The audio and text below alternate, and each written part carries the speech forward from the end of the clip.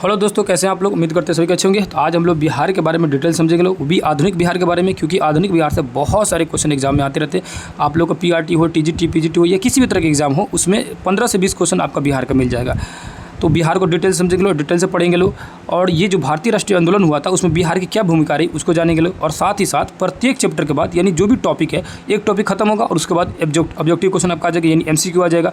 यानी टॉपिक पढ़िए, उसके बाद ऑब्जेक्टिव लगाइए। ऑन द स्पॉट आपका सारी चीज़ें क्लियर हो जाएगी, बेहतर तरीके से समझ आ जाएगा। दोबारा फिर कभी देखने की जरूरत नहीं पड़ेगी। इसको अगर बेहतर तरीके से देख लेते हैं बहुत बढ़िया से, तो समझिए कि आपका बिहार का इतिहास जो है पूरी तरह से कंप्लीट हो जाएगी। बहुत सारे क्वेश्चन इसमें से सीधे सीधे आए हुए हैं, है ना, चाहे वो आपका किसी भी तरह का एग्जाम हो। तो इसको शुरू करते हैं। देखेंगे यहाँ पर लिखा यूरोपीय कंपनी को बिहार में आगमन, यानी कि जब भारत में बहुत सारी कंपनियां आ रही थी, सबसे पहले पुर्तगाल वाले आए, उसी तरह बिहार में सबसे पहले कौन आया, कौन कौन अपना फैक्ट्री कहाँ लगाया। तो देखेंगे तो सबसे पहले जो था पुर्तगाली आए थे बिहार में, ठीक है। और वो अपने बिहार में आकर अपना केंद्र बनाए। और बिहार में कहाँ बनाया, तो बंगाल के हुगली में बनाए। और ये बिहार में आ क्यों रहे थे, एक्चुअली में बिहार में उन्हें सूती वस्त्र, रेशमी वस्त्र, अनाज, सोरा, आभूषण, बहुत सारी चीज़ें मिल रहा था, जो उसको ले जाकर विदेश में बेच रहे थे। कौन, ये अंग्रेज या यूरोपवासी लोग, जिसका हम लोग का बिहारी सामान का वर्चस्व पूरी दुनिया में था। सूती कपड़ा, रेशमी कपड़ा का मालूम है आप लोग, रेशमी कपड़ा भागलपुर में बहुत ज़्यादा फेमस था। आज भी रस्म को भागलपुर को सिल्क सिटी कहा जाता। पहले के ज़माना में बहुत ज़्यादा प्रसिद्ध था सिल्क सिटी के नाम से, है ना। तसर सिल्क वहाँ मिलता है। ये ज्योग्राफी में आप लोगों को पढ़ा चुका हूँ। फाउंडेशन क्लास पहले से चल चुका है। जो नए बच्चे होंगे, अगर आपको शुरू से पढ़ना होगा, यानी एक एक चैप्टर को पढ़ना होगा, तो जाइएगा, आपका प्ले लिस्ट बना हुआ, वहाँ पर प्रत्येक चैप्टर को ढंग से पढ़ाया हूँ, ठीक है। यहाँ मैराथन क्लास चल रहा है और डिटेल में इसको चीज़ों को वही चीज़ें समझाया जाएगा जो एग्जाम पॉइंट व्यू से बहुत ज़रूरी है। अब सोरा मतलब क्या होता है, सोरा एक प्रकार का उससे क्या होता है कि इससे बारूद बनाया जाता है, ठीक है। इसका उत्पादन किस लिए किया जाता है, तो बारूद बनाने के लिए किया जाता है। अब नीचे आएंगे तो देखेंगे पटना और भागलपुर दो व्यापारिक मंडी थी, यानी कि दो जो क्षेत्र था वो बहुत ज़्यादा फेमस था व्यापार के लिए, बिजनेस के लिए, ठीक है। और वहाँ पर गंगा नदी वहाँ से निकलती है। एक्चुअली में क्या है ना कि पटना हो या भागलपुर हो, ये सब गंगा के किनारे बसे हुए शहर है। और वहाँ से नाव द्वारा व्यापार होता था, क्योंकि पहले के ज़माने में नाव से व्यापार करना ज़्यादा आसान था। आगे आएंगे तो पुर्तगाली जो थे पहली बार अपना फैक्ट्री लगाते हैं, बंगाल के हुगली के पास में लगाते हैं। अब नीचे देखेंगे तो फिर डच वाले आते हैं बिहार में, और 1632 ईस्वी में अपना फैक्ट्री लगाते हैं। वो जो फैक्ट्री है बाद में जाकर पटना कॉलेज का एक हिस्सा बन गया। पटना कॉलेज का कौन सा हिस्सा, तो उत्तरी हिस्सा बन गया। याद रखिए, पटना कॉलेज का कौन सा हिस्सा बन गया, उत्तर हिस्सा, यानी नॉर्थ साइड का वो हिस्सा बन गया। यानी कि जब वो यहाँ से चले गए तो फिर वो फैक्ट्री को क्या किया गया, बंद करके वहाँ पर उसको कॉलेज में कन्वर्ट कर दिया गया। और उसके आगे बहुत सारी बिल्डिंग है कॉलेज का। तो ये मतलब पूरा कॉलेज ही नहीं बनवाए थे, कॉलेज का एक उत्तरी हिस्सा सिर्फ डचों ने बनवाया था बहुत पहले, और फैक्ट्री बनवाए थे, ये नहीं कि कॉलेज बनवाए थे। एक और उन्होंने एक फैक्ट्री लगाया था पटना, जो नेपाली कोठी पथ है वहाँ पर लगवाया था उन्होंने। उसके बाद देखेंगे तो अंग्रेजों ने 1651 ईस्वी में ही क्या किया, गुलजार बाग में एक प्रिंटिंग प्रेस जो अभी वर्तमान समय में इसकी स्थापना किया था। तो 1651 ईस्वी में पटना सिटी के साइड में अंग्रेजों द्वारा एक फैक्ट्री लगाई गई थी, जो वर्तमान समय में क्या है, तो वर्तमान समय में वो जगह जो है अभी गुलजार बाग के नाम से जाना जाता है। और जो फैक्ट्री है उसको किस नाम से जाना जाता है, तो गवर्नमेंट प्रिंटिंग प्रेस वो बन चुका है, ठीक है। आगे आइएगा तो जॉब चौड़नक के बारे में दिया, और जॉब चौड़नक के बारे में आप लोग को जो डिटेल से जो पढ़ा रहा था, चैप्टर वाइज जो पढ़ाया था फाउंडेशन क्लास की तरह, तो उसमें मैंने बताया था कि जॉब चौड़नक जो था उसने क्या किया था, 3 शहर खरीदा हुआ था। और 3 शहर का क्या क्या नाम था, एक का नाम था सुल्तानाती, कालिकाता और गोविंदपुर। तीनों को खरीद कर उसने क्या किया, सम्मिलित रूप से एक नया शहर बसाया, जिसका नाम रखा उसने कोलकाता। क्वेश्चन पूछता है कि कोलकाता शहर की स्थापना किसने किया था, जॉब चौड़नक ने किया था। और जब वो अपनी फैक्ट्री लगा रहा था यहाँ पर, तो उस समय बिहार का सूबेदार कौन था, तो बिहार के सूबेदार थे कौन, शाइस्ता खान। याद रखिए कि बिहार के सूबेदार कौन थे, तो शाइस्ता खान। सूबेदार मतलब होता है कि सूबे मतलब होता है राज्य, और राज्य का मालिक यानी एक तरह से सीएम बोला जाए तो वही होता है सूबेदार। और इसने क्या किया, 3.5% टैक्स बढ़ा दिया। तो मतलब टैक्स इसका ज़्यादा था, जिसके कारण जॉब चौड़नक जो है उसको पसंद नहीं करता था। हालांकि उस समय मुगलों का शासन ज़्यादा था, इसी वजह से वो कुछ बोलते भी नहीं थे, ठीक है। अब देखेंगे तो यहाँ लिखा होगा कि फ्रांसीसी यात्री तवेनियो ने क्या किया, तवेनियर ने। अब ये तवेनियो क्या करते हैं, ये घूमने आते हैं और घूम कर अपने डायरी में लिखते हैं कि जो पटना है ना, ये मुग़ल साम्राज्य का दूसरा सबसे बड़ा नगर कहा जा सकता है, क्योंकि यहाँ व्यापार बहुत ही ज़बरदस्त हो रहा है। तो क्वेश्चन अगर पूछेगा कि मुग़लों के समय में, है ना, कि दूसरा सबसे बड़ा नगर कौन सा था, तो पटना था, ठीक है, याद रखिएगा। और पहला सबसे बड़ा नगर था कोलकाता। तो पहला कोलकाता था और दूसरा जो था पटना था, याद रखिएगा। दोनों ये शहर बहुत ही बड़े डेवलप शहर थे मुग़लों के समय के। तो क्वेश्चन बन सकती है, एग्जाम में आने की संभावना हो सकती है।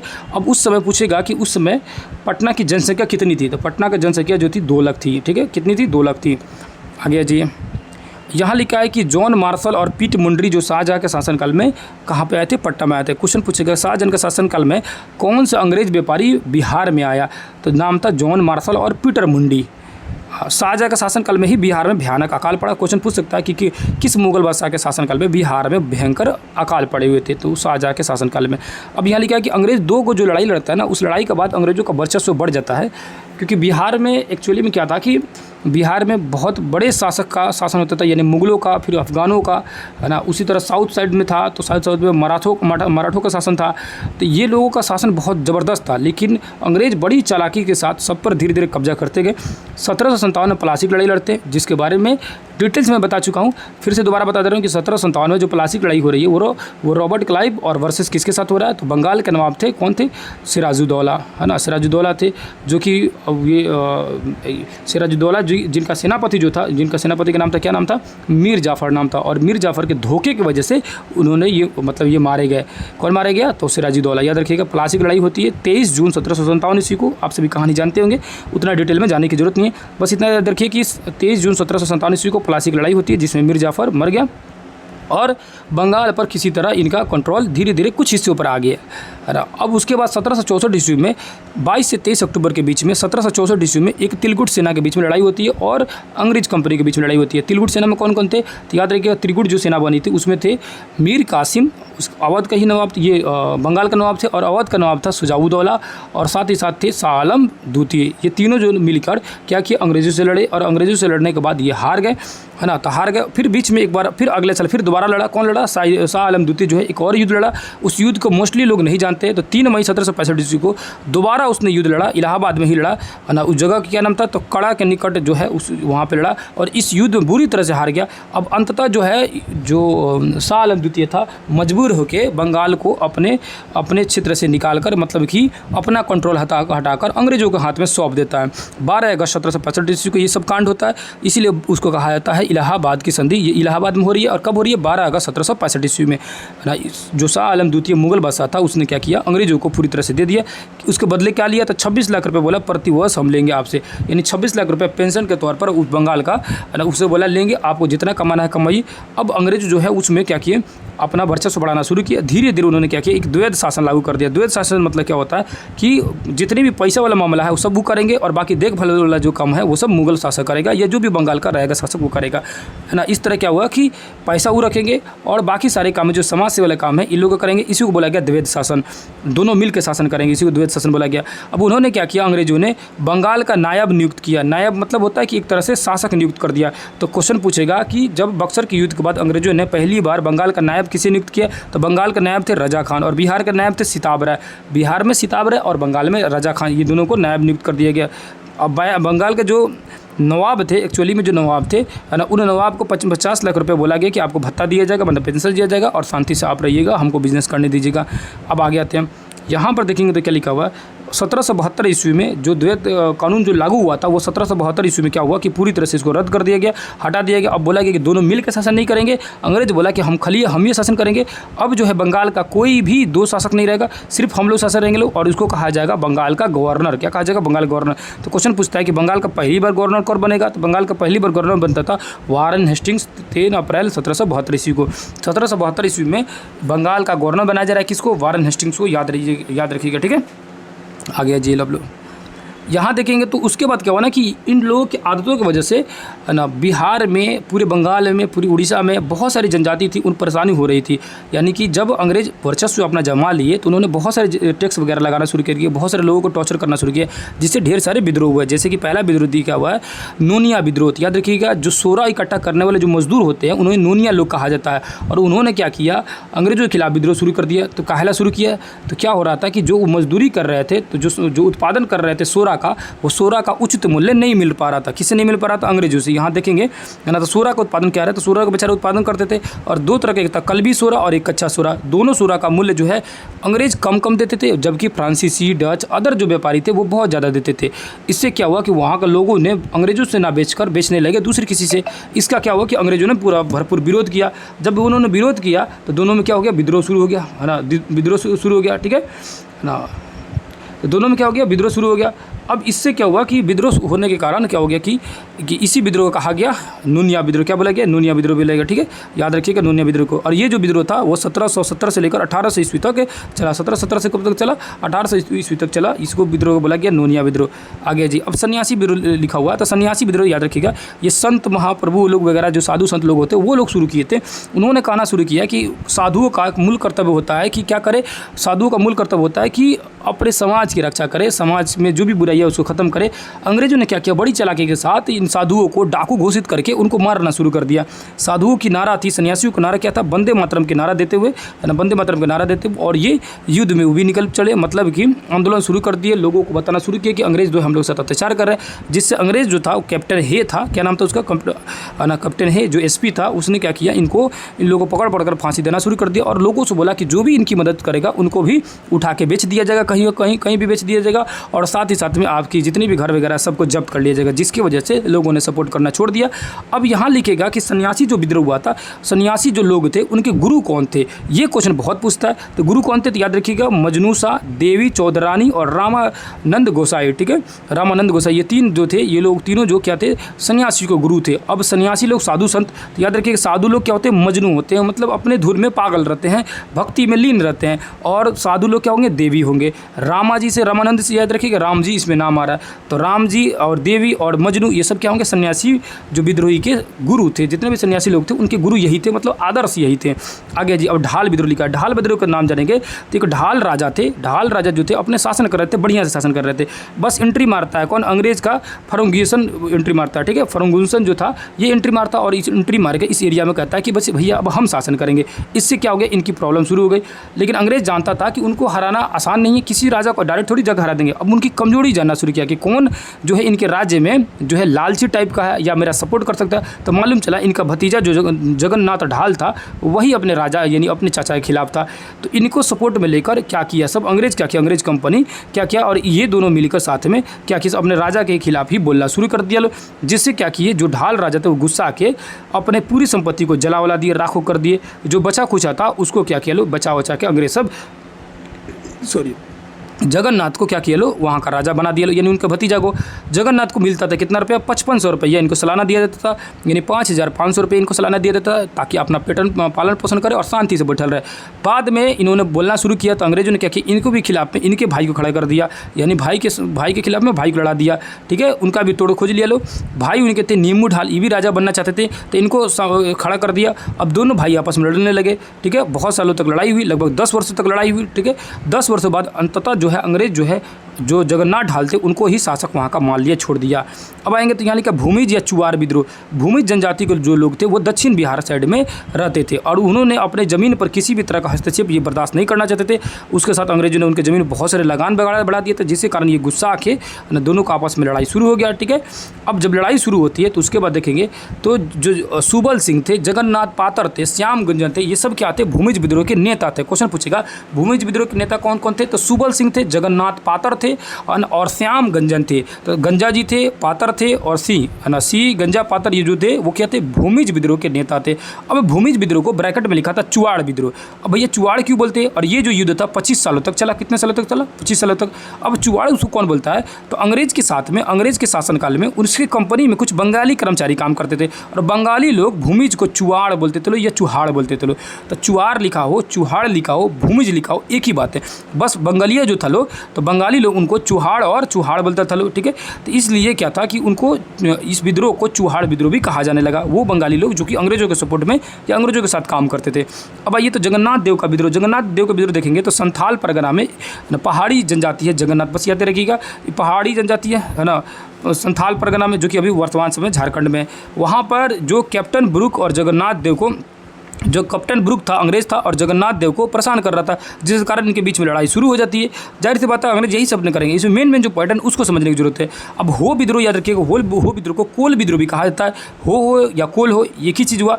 अब ये कब हुआ, तो 1769 ईस्वी में रैयतवाड़ी में जो था पैसा बढ़ा दिए, यानी कि भू राजस्व का टैक्स बढ़ा दिए, जिसके कारण विद्रोह होना शुरू हो गया। दक्षिण बिहार का ये हो जनजाति है, तो हो जनजाति कौन थे, तो दक्षिण बिहार की जनजाति है। अब उस समय अंग्रेज कौन था, तो मेजर सफरजेस था और इन दोनों दोनों के बीच में आपस में झगड़ा हो जाती है, जिसके कारण क्या होता है, अंग्रेजों के और इन दोनों के बीच में आपसी बात बिगड़ जाता है। जिससे अंग्रेज क्या करते हैं, 24 गांव के मुंडाओं को पकड़ लिया और पकड़ के सबको मारना शुरू किया। इतना मारा, इतना टॉर्चर किया, सभी लोगों ने आत्मसमर्पण कर दिया, यानी सरेंडर बोल दिया। आगे जी यहाँ देखेंगे तो लिखा अंग्रेज जो थे, बंगाली अंग्रेज के जो बंगाली कर्मचारी थे, वो फिर हो को क्या बोलते थे, कोल कहते थे। इसीलिए इस विद्रोह को कोल विद्रोह भी कहा जाता है, यानी होप कहा जाता है इनकी जनजाति को, और लेकिन बंगाली लोग क्या कहते हैं, इनको कोल कहते थे। इसीलिए इनको कोल विद्रोह, इस विद्रोह को कोल विद्रोह है ना, या कोल जनजाति कहा जाता है ना। ऐसे कि हालांकि इनका नाम हो विद्रोह है, मतलब नाम इनका हो जनजाति, और इनका जो विद्रोह हुआ था हो विद्रोह कहा गया। यहाँ जानना जरूरी क्या है कि ये जो थे ना, नर बलि देने वाली जनजाति थे, यानी कि मानव को बलि देने वाला जनजाति कौन सी था, क्वेश्चन पूछेगा निम्न में से कौन सी जनजाति जो है नर बलि जनजाति है, तो कौन सी जनजाति जो है हो जनजाति, याद रखिएगा। अब आएंगे आगे तो तमाड़ विद्रोह देखेंगे।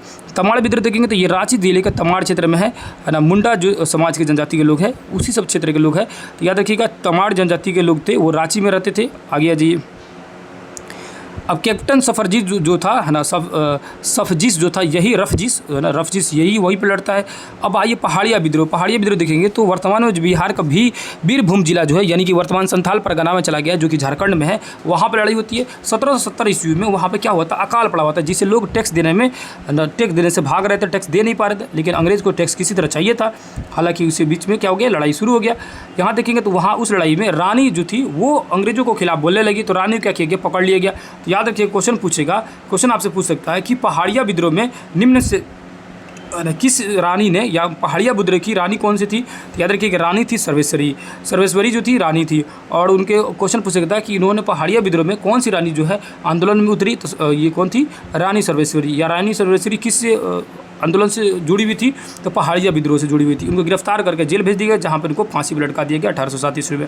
क्वेश्चन बन सकता है। अब ये मुंडा विद्रोह को जानेंगे तो मुंडा जनजाति जो है 1831 और 33 के बीच में कंपनी के खिलाफ इन्होंने हल्ला करना शुरू कर दिया ना। सशस्त्र आंदोलन को कोल विद्रोह की, इनके मुंडा विद्रोह को कोल विद्रोह भी कहा जाता है। याद रखिए मुंडा विद्रोह को कोल विद्रोह भी कहा जाता है ना। और वहाँ हो विद्रोह था, उसको कोल बोल रहे थे, कौन, बंगाली लोग बोल रहे थे ना। आगे जी और ये मुंडा जो जनजाति थे, इसमें क्या समस्या थी, तो याद रखिए इनमें समस्या क्या थी, ये वस्तु विनिमय प्रणाली द्वारा अपना लालन पोषण करते थे। वस्तु विनिमय प्रणाली क्या होता है, वस्तु के बदले वस्तु लेना, यानी पैसे का प्रचलन वहाँ पे नहीं था। आगे आते हैं लोग, और ये चैप्टर जैसे ही कंप्लीट होगा ऑब्जेक्टिव आएगा, आप लोगों को भागना नहीं है, सारी चीज़ें कंप्लीट होते रहेगा ना, बेफिक्र रहिए, एकदम पूरी तरह से इतिहास कंप्लीट करा दूंगा। अब गंगा नारायण सिंह का विद्रोह देखेंगे। गंगा नारायण सिंह का विद्रोह का कोई खास नहीं है, उसको छोड़ दिया हूँ। अगर चाहिएगा तो इसका PDF मैं अपलोड कर दूंगा, आप वहाँ से पढ़ सकते हैं। जो इंपॉर्टेंट बहुत ज़्यादा है उसको मैं नोट डाउन कर दिया हूँ, आपको सब पढ़ाऊँगा।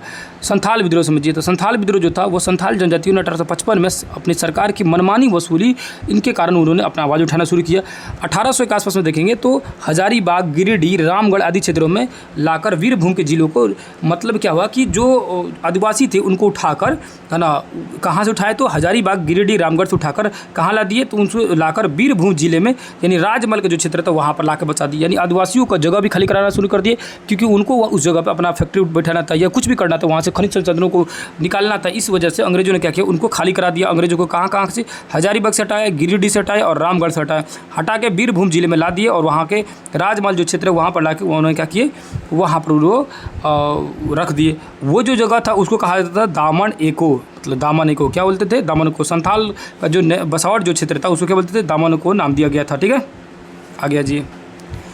दिग्घी थाने का जो महेश्वर दत्त जो दुर्गा था, क्या नाम था, महेश दत्त जो है, ये बहुत ही अत्याचारी था। याद रखिएगा बहुत अत्याचारी था कि ये आदिवासियों के साथ बहुत ज़्यादा अत्याचार करता था, जिसके कारण जो आदिवासी जो थे मौका के तलाश में थे कि जब भी मौका मिलेगा सबसे पहले तो इसी को मारेंगे। तो संथाल विद्रोह का आगे देखेंगे तो इस मेन कारण यही होगा कि जो चुन्नू माझी के जो पुत्र थे, क्वेश्चन पूछ सकता है कि संथाल विद्रोह के नेता कौन थे, तो याद रखिए। और क्वेश्चन पूछ नहीं सकता, पूछा हुआ है ना, कौन कौन नेता थे, तो सिंधु, कानू, चांद, भैरव, कौन कौन थे, चारों भाई थे। लेकिन क्वेश्चन पूछ दे कि इनके पिताजी का नाम था, याद रखिए चुन्नू माझी। चुन्नू माझी के जो पुत्र थे, चारों पुत्र सिंधु, कानू, चांद, भैरव, इन्होंने संथाल विद्रोह को शुरू किया। ठीक है, आ गया जी।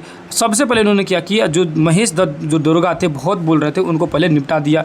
बाद में अंग्रेजों ने चांद और भैरव को गोली मार दिया और सिंधु, कानू को पकड़कर फांसी लगा दिया गया। आ गया जी। यहाँ देखने का तरीका, जनवरी 1856 तक ये पूरी संथाल विद्रोह को पूरी तरह से दबा दिया गया और ये लगभग जो है 60 लाख संथालों को क्रूरता से अंग्रेजों ने उनको शिकार किया, मार दिया पूरी तरह से। अब आइए लोटा विद्रोह।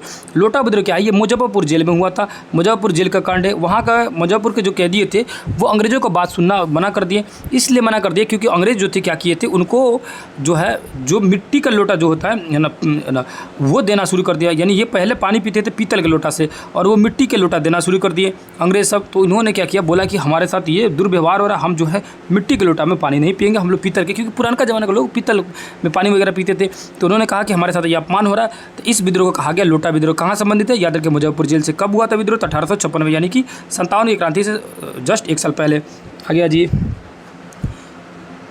वहाबी आंदोलन। देखेंगे तो वहाबी आंदोलन जो था एक तरह के धार्मिक और मतलब सामाजिक और धार्मिक सुधार आंदोलन था। मुस्लिम ये वहाबी आंदोलन जो था ना वो एक्चुअली में जब शुरू हुआ था तो उसका मुख्य केंद्र बन गया था पटना और ये लगभग जो है 46 वर्षों तक लड़ा गया ये वहाबी आंदोलन। कितने वर्षों तक? 46 वर्षों तक, 1822 से लेकर 1868 तक, यानी कि 1857 की क्रांति से पहले शुरू हुआ और 1857 की क्रांति के बाद तक ये आंदोलन चलते रहा। कौन? वहाबी आंदोलन। वहाबी आंदोलन के जो थे ना वो क्या कहते थे कि अंग्रेज जो है हमारे धर्म को नाश कर रहे हैं और वो कहते थे कि वर्तमान समय में जो अंग्रेज जो है ये दारुल हर्ब हो गया। अब ये इस वर्ड का नाम याद रखना है, क्वेश्चन पूछ दे कि दारुल हर्ब मतलब क्या होता है? तो काफिरों द्वारा शासित देश, यानी काफिरों द्वारा ये देश को चलाया जा रहा है। तो जो अंग्रेज जो वहाबी आंदोलन के जो नेता थे ना वो क्या कहा करते थे? वो कहते थे कि जो इंडिया जो है दारुल हर्ब हो गया है, यानी अंग्रेज के रहते रहते ये इंडिया जो है ये काफिरों के द्वारा चलने वाला देश बन गया है। आगे जी अब इस समय देखा जाएगा तो बिहार से जो आंदोलन में थे यानी कि वहाबी आंदोलन में वो थे याहिया अली, अमीर खां, उस्ताद दादा खां, अहमदुल्ला, अब्दुल रहीम है ना। अब इनको क्या किया, पकड़ के आजीवन कारावास जेल दे दिया गया और काला पानी यानी कि अंडमान निकोबार पर जेल में भेज दिया गया ना। पटना में वहाबियों की जो शक्ति थी है ना, पटना में वहाबियों की शक्ति 1870-71 तक समाप्त हो चुकी थी, यानी कि उसके बाद धीरे धीरे इनकी शक्ति जो है डाउन होने लगी। आ गया जी अब देखेंगे यानी क्या राजाओं का प्रतिरोध है ना। राजा जो थे वो ज़्यादा गुस्साते जा रहे थे क्योंकि उनको पेंशन मिल नहीं रहा था, राजा उनको मान नहीं रहा था और जो विद्रोह कर रहे थे उनके साथ दुर्व्यवहार किया जा रहा था। उनके साथ क्या किया जा रहा था? दुर्व्यवहार होता, जिसके कारण राजा भी गुस्साना शुरू किए थे। अब आते हैं, चैप्टर हो गया कंप्लीट। अब इसका देखते हैं एमसीक्यू क्वेश्चन को। पहला नंबर क्वेश्चन देखेंगे तो लिखा हुआ है, क्या लिखा हुआ है? मध्यकालीन बिहार के अंतर्राष्ट्रीय व्यापार का मुख्य केंद्र था। तो मध्यकालीन व्यापार का मुख्य केंद्र क्या था? तो याद रखिएगा भागलपुर और पटना और भागलपुर था। अभी जस्ट आप लोगों ने बताया कि कौन कौन था, तो पटना और भागलपुर था। ठीक है, आगे देखते हैं लोग। दूसरे नंबर क्वेश्चन में आएंगे। पहला नंबर क्या हो जाएगा? पटना और भागलपुर। दूसरे नंबर क्वेश्चन देखेंगे तो बिहार में सबसे पहले बिहार पहुंचने वाला यूरोपीय व्यापारी कौन सा था? तो सबसे पहले बिहार जो पहुंचने वाला था कौन था? तो याद रखिएगा पुर्तगाली थे लोग। बिहार में कौन पहुंचा था? पुर्तगाली थे लोग। देखिए अभी चैप्टर जो बढ़िया से पढ़े होंगे तो क्वेश्चन पूरी तरीके से तेजी बन जाएगा, तो थोड़ा इसको फास्ट चला जाएगा। तीसरे नंबर क्वेश्चन देखेंगे तो लिखा हुआ है क्या? डच व्यापारी ने बिहार के किस वर्ष पटना में अपनी फैक्ट्री लगाई थी? कब लगाई थी? 1632 में, जो कि वर्तमान समय अभी जो है फैक्ट्री ये पटना यूनिवर्सिटी बन गया। 4 नंबर है कि अंग्रेज व्यापारी ने पटना में किस वर्ष से फैक्ट्री स्थापित की? तो अंग्रेज जो थे वो कब लगाए थे? याद रखिएगा जो अंग्रेज जो लगाए थे 1651 ईस्वी में लगाए थे। ठीक है, अंग्रेज लगाए थे 1651 में। 5 नंबर क्वेश्चन है फ्रांसीसी व्यापारियों का व्यापारिक केंद्र कहाँ था? तो फ्रांसीसी जो थे वो एक्चुअली में बिहार में ना लगा के वो कहाँ थे? वो चंद्रनगर पर ज़्यादा फोकस थे, चंद्रनगर पर ज़्यादा लगा रहे थे, याद रखिएगा। अब यूरोपीय व्यापारी भारत आकर व्यापार करने का क्या कारण था? तो व्यापारी को भारत आके व्यापार करने का मुख्य कारण क्या था? तो याद रखिएगा कौन कौन कारण हो जाएगा? सल्जुक तुर्जों द्वारा उनके व्यापारिक नावों में आगमन का प्रतिबंध लगाना, यूरोपीय ईसाइयों और टर्की मुसलमानों के बीच धार्मिक युद्ध होना, भारत की संपन्नता, ये सारी चीज़ हो जाएगा। भारत संपन्न था, इसी वजह से मेन वजह था कि भारत संपन्न था और ये सारी वजह था क्योंकि जो मध्य एशिया के जो मुसलमान थे उनको अंग्रेजों को आने नहीं देते थे। ठीक है, जो कि विश्व इतिहास में आप लोग को पढ़ाऊंगा, समझाऊंगा, है ना। 7 नंबर क्वेश्चन लिखा है कि किस मुगल शहजादे ने बिहार के यूरोपीय व्यापारियों को भ्रष्ट तरीके से खालसा भूमि प्रदान करने लगा था? तो कौन लगा था करने के लिए? तो याद रखिएगा फर्रुख सियर था। फर्रुख सियर को एक्चुअली में क्या हुआ था, उसने 1717 ईस्वी में अंग्रेजों को पूरी तरह से छूट दे दिया, है ना। इसको अंग्रेजों के लिए मैग्ना कार्टा भी कहा गया, लेकिन समझिए कि आम जनता के लिए बहुत ज़्यादा परेशानी का सबब बन गया। 8 नंबर क्वेश्चन देखेंगे तो लिखा हुआ है कि किस मुगल शहजादे ने धन प्राप्ति के लिए यूरोपीय व्यापारियों को पटना में लूट लिया था? तो किस मुगल शहजादे को मतलब व्यापारी जो थे, यूरोपीय व्यापारी ने लूट लिया था? तो किसके लूट लिया था? तो याद रखिएगा, फर्रुख सियर को लूट लिया गया था, है ना। 9 नंबर देखेंगे तो औपनिवेशिक कंपनी सरकार की स्थापना किस वर्ष हुई थी? तो उपनिवेशिक मतलब होता है कि गुलाम जो कंपनी थी, तो औपनिवेशिक जो कंपनी थी, इसका मतलब होता है कि हमारे देश में अंग्रेजों का पूरी तरह से वर्चस्व बन गया और उन्होंने अपनी कंपनी का पूरी तरह से स्थापित कर दिया। तो 1765 ईस्वी में। उससे पहले जितनी भी फैक्ट्री बढ़ रही थी वो आज़ाद देश था, यानी कि मुगलों के शासन में था। लेकिन उपनिवेशिक कंपनी अगर देखा जाए तो 1765 ईस्वी में बैठाया गया। ठीक है, कब बैठाएंगे भैया? 1765 में। 10 नंबर क्वेश्चन आएंगे, बिहार में औपनिवेशिक कंपनी का सरकार का द्वैध शासन रहा था। तो 72 से पहले तक शासन रहा, क्योंकि 72 के बाद गवर्नर की पद आ गया। तो बिहार में पहला और उड़ीसा यानी कि सब प्राप्त, बिहार, बंगाल और उड़ीसा की दीवानी यानी राजस्व प्राप्त करने पर कंपनी सरकार ने कितने रुपये मुगल बादशाह शाह आलम द्वितीय को प्रतिवर्ष देने की बात की? तो कितना रुपये बोला गया था कि आपको दिया जाएगा और देने के बाद उतना ही आप शांति रहिएगा और चुप बैठे रहिएगा? तो 26 लाख रुपये बोला गया था देने के लिए, क्योंकि 26 लाख रुपये में सेट हो गया था कि आप बंगाल पूरा हमको बेच दीजिए, है ना, कि राजस्व यहाँ का हम संभालेंगे। अभी जस्ट आप लोग पढ़े लो। उसके बाद 12 नंबर लिखा है कि बिहार में कंपनी सरकार का स्थापित होते बिहार का नायब कौन बना? तो सिताब राय। कौन बना था? वही बंगाल का बचता था राजा खान, बंगाल का राजा खान, लेकिन बिहार कौन थे? सिताब राय, याद रखिएगा। अभी जस्ट आप लोग पढ़े लो। आ गया जी 13 नंबर क्वेश्चन देखेंगे, तो किस यूरोपीय यात्री ने मुगल काल में पटना की जनसंख्या को 2 लाख बताया था? तो कौन बताया था? तो जो यूरोपीय व्यापारी जो आया था, यात्री जो आया था ना, कौन था? फ्रांस का था, तिवर्णीय था। कौन सा भैया? तिवर्णीय। अगला देखेंगे तो कंपनी सरकार को बिहार, बंगाल, उड़ीसा से प्रति वर्ष कितने लाख पाउंड राजस्व की प्राप्ति होती थी? तो कितना पैसा कमा लेते थे लोग? तो 30 लाख पाउंड की प्राप्ति हो जाती थी। अगला देखेंगे तो बिहार में द्वैध शासन जो है, अराजकता फैल गई और इस अराजकता के समय चौथ वसूलते थे। तो कौन चौथ उछलते थे? याद रखिएगा, जब उस समय तो जो थे मराठा चौथ मतलब चौथ लेते थे। चौथ मतलब होता है कि इस क्षेत्र की हम देखभाल करेंगे, तो मराठा लोग लेते थे। बाद में मराठा का धीरे धीरे शासन खत्म हो जाएगा। अंग्रेज बिहार में किससे भयभीत रहते थे? तो अंग्रेज जो है बिहार में अगर किसी से भयभीत रहते थे तो याद रखिएगा मराठों से भयभीत रहते थे, क्योंकि जब मुगलों का शासन खत्म हुआ तो मराठा लोग का शासन बहुत तेज़ी से बिहार में, पूरे भारत में बढ़ने लगा एक्चुअली में। बाद में जब अफगानों से लड़ाई हुआ तब मराठों का भी शासन जो है धीरे धीरे दबने लगा। 17 नंबर क्वेश्चन देखें तो लिखा हुआ है कि कंपनी सरकार ने के कार्यकाल में किस वर्ष बिहार में भीषण अकाल पड़ा था? तो कंपनी के शासनकाल में अगर देखा जाएगा तो 1770 में पड़ा हुआ था, लेकिन शाहजहाँ के शासनकाल में देखेंगे तो 1600 के आसपास में पड़ा हुआ था शाहजहाँ के शासनकाल में। अब देखेंगे तो अगला क्वेश्चन 18 में लिखा है कि कंपनी सरकार की हस्तक्षेप की नीति के कारण क्या था? तो कंपनी सरकार का अगर हस्तक्षेप की नीति देखा जाए तो सब नीति तो राजस्व वसूलना चाहते थे, प्रशासनिक पकड़ चाहते थे, यानी उपयुक्त में से सभी हो जाएगा। अगला देखेंगे तो बिहार में नूनिया विद्रोह जो है, नूनिया विद्रोह का कारण क्या था? तो क्या कारण था? सोना था कारण, और दूसरा कोई तो कारण था नहीं, क्योंकि नूनिया लोग सोना का ही उत्पादन वगैरह करते थे। देश को गुलामी से मुक्त कराना सबसे बड़ा धर्म है, ये लोग कौन बोलते थे? तो सन्यासी लोग बोलते थे, यानी सन्यासी गुरुओं का कथन था और वो वही चाहते थे। बीरभूम जिले यानी वर्तमान में जो संथाल है, इसमें जनजाति ने कंपनी के विरुद्ध आवाज़ उठाया था। तो बीरभूम जिले से कौन थे? तो याद रखिए बीरभूम जिले से जो थे वो थे पहाड़िया जनजाति के लोग। तो क्वेश्चन इसी तरह का बन सकता है, जैसे कि आप लोगों को दिख रहा होगा कि नहीं, ये चीज़ें आप चैप्टर पढ़े, इसको लगा रहे होंगे तो आपको समझ आ रहा होगा चीज़ें बेहतर तरीक़े से। अब लिखा हुआ है 22 नंबर क्वेश्चन, मुंडा यानी कि कोल विद्रोह जो है किस वर्ष शुरू हुआ था? तो कोल विद्रोह देखा जाएगा तो कब हुआ था? तो याद रखिएगा कोल विद्रोह जो था ना 1831 ईस्वी में शुरू हुआ था। अगला 23 नंबर क्वेश्चन है, संथाल विद्रोह किस वर्ष प्रारंभ हुआ था? तो संथाल अगर विद्रोह देखा जाएगा तो कब प्रारंभ हुआ था? तब संथालों का विद्रोह जो शुरू किया था 1855 ईस्वी में, है ना। लोटा विद्रोह जो है कहाँ का है? तो लोटा विद्रोह मुजफ्फरपुर का, अभी जस्ट आप लोगों ने पढ़ा। 25 नंबर क्वेश्चन जो है, वहाबी आंदोलन का प्रमुख केंद्र कहाँ था? तो वहाबी आंदोलन का प्रमुख केंद्र जो था वो कहाँ था? पटना था। याद रखिएगा कहाँ पे था? पटना था। इस तरह ये हो गया टॉपिक कंप्लीट। अब अगला टॉपिक पढ़ते लो, सारे टॉपिक को इसी तरह पढ़ते रहेंगे और इसी तरह क्या करते रहेंगे, उसको हम लोग क्वेश्चन बनाते रहेंगे, ताकि क्या होगा चीज़ें एकदम बेहतर तरीके से क्लियर हो जाएगी आप सभी का। अब आते हैं अगले टॉपिक को देखेंगे लोग, ये है 1857 की क्रांति में बिहार का क्या क्या हाल था, किस तरह था बिहार का हाल। अब यहाँ पे देखेंगे, सबसे पहले इस साइड में आएंगे तो यहाँ देखेंगे तो अंग्रेज़ जो है हर तरह से वहाँ के लोगों को टॉर्चर कर रहा था, पूरे भारत के लोगों को टॉर्चर कर रहा था, यानी लगान कोई बढ़ा दिया, किसी के साथ भेदभाव कर रहा है, किसी के साथ जातीय भेदभाव कर रहा है, सामाजिक भेदभाव है, मतलब बहुत सारी दुनिया से बहुत सारी चीज़ों से लोग जो थे परेशान थे, अंग्रेज़ों के खिलाफ थे। उसी बीच में क्या होता है कि बिहार में पहला जो विद्रोह होता है 12 जून 1857 ईस्वी को होता है। बिहार में अगर पहला विद्रोह हुआ कब हुआ? 12 जून 1857 ईस्वी को देवघर जिला जो है वर्तमान में जो झारखंड में, वहाँ एक गांव है रोहिणी गांव। उस रोहिणी गांव में 32 इन्फेंट्री जो थी, यानी कि 32 यानी थी जो नेटिव इन्फेंट्री, तो जो इन्फेंट्री रेजिमेंट थी 32वें रेजिमेंट, उन्होंने क्या किया, अपना जो जिन मेजर थे, मेजर क्या नाम था? मैकडोनाल्ड जो मेजर थे, वो उनकी जो ये बटालियन थी, उस बटालियन का नाम था 5वीं इंडियन रेगुलरी। तो ई रेगुलरी 5वीं जो बटालियन का जो भाग था, उन्होंने क्या किया, अपने ही मेजर के खिलाफ आवाज़ उठाना शुरू कर दिया ना। इस तरह सिपाही विद्रोह देखने के लिए मिला।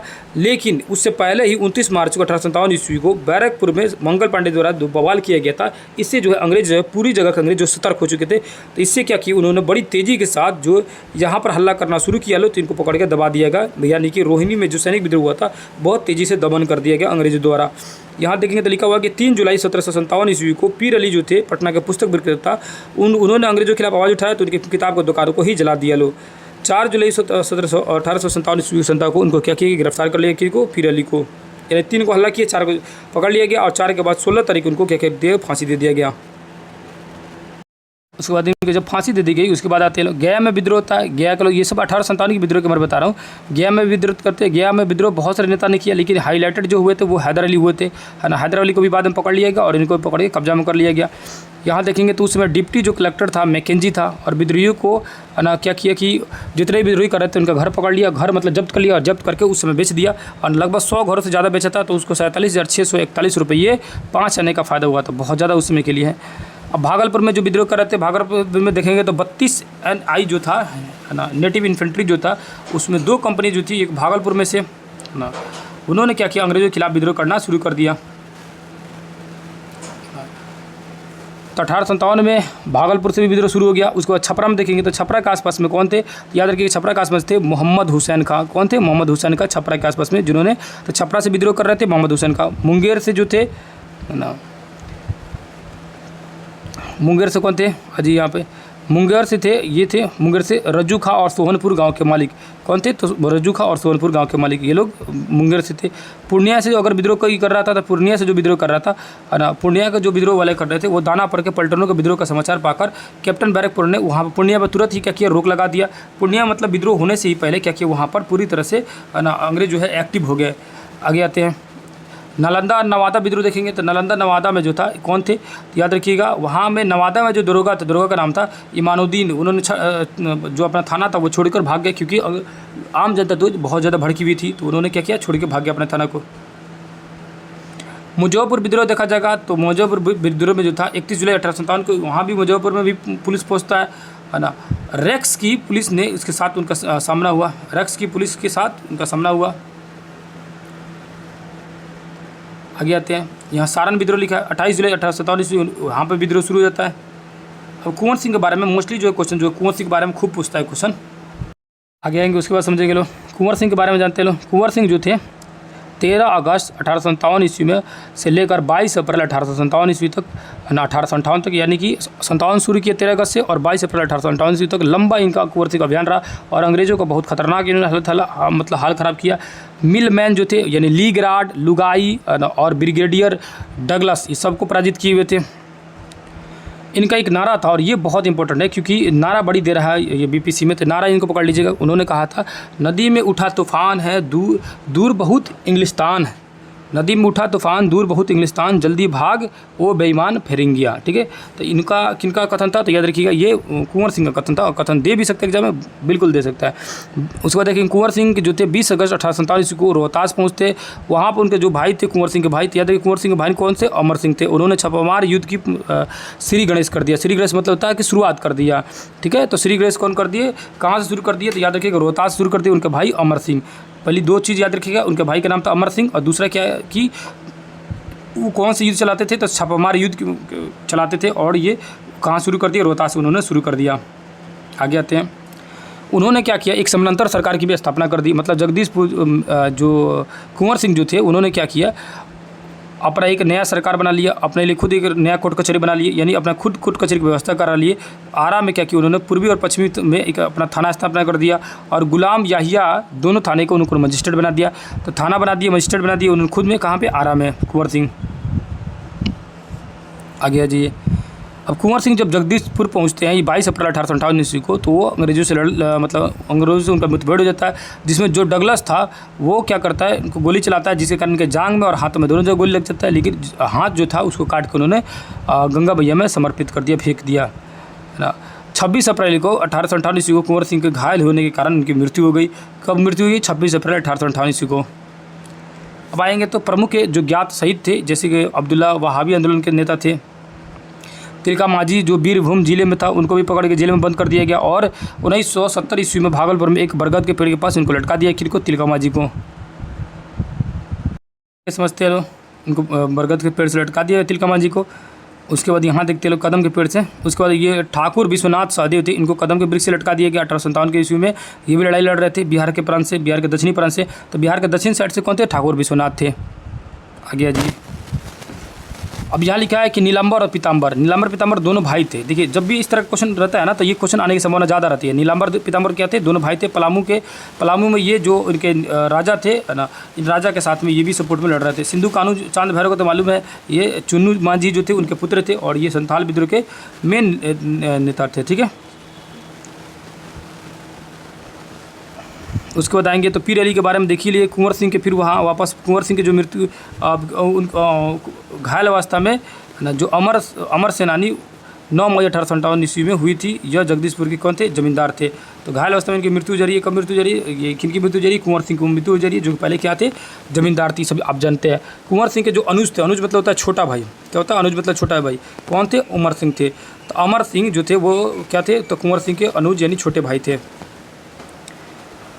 नवंबर 1858 ईस्वी में उनको गिरफ्तार कर लिया गया। किनको? अमर सिंह को। कारावास में उनकी भी मृत्यु हो जाती है। अब देखेंगे शेख भिखारी। देखिए नाम यूनिक लग रहा है इसीलिए इसको जानना जरूरी है। शेख भिखारी जो थे, बस इतना ही जानिए कि दक्षिण बिहार में ठाकुर विश्वनाथ सहदेव के साथ नेतृत्व में लड़े हुए थे। कौन? है ना, शेख भिखारी द्वारा। आगे जाइए, अब आते हैं क्वेश्चन आंसर को देखते हैं। क्वेश्चन आंसर में अब इसको क्वेश्चन आंसर लगा देखते हैं लोग कि क्या क्या इसमें चीज़ें हैं। पहला नंबर जो क्वेश्चन आपके स्क्रीन पर दिख रहा होगा, बिहार में 1857 का विद्रोह जो था, सैनिक विद्रोह, वो कहाँ शुरू होता? तो याद रखिए बिहार का शुरू होता है रोहिणी से, और बहुत ज़्यादा इंपॉर्टेंट है। ठीक है, बिहार में पहला जो सैनिक विद्रोह हुआ था वो कब हुआ था? तो कब अगर पूछेगा तो क्या हो जाएगा? तो 13 जून 1857 में। कब हुआ? तो ये था 13 जून 1857, नहीं 13 जून नहीं 12 जून का ही हुआ था। सॉरी 12 जून, क्योंकि 12 जून ही लिखा हुआ था। देखिए बहुत ज़्यादा नज़दीक दिखा है तो इसको एग्जैक्ट याद कीजिएगा। 12 जून 1857 ही होना चाहिए। अभी जस्ट पढ़े तो 12 जून 1857 है कि नहीं है ना।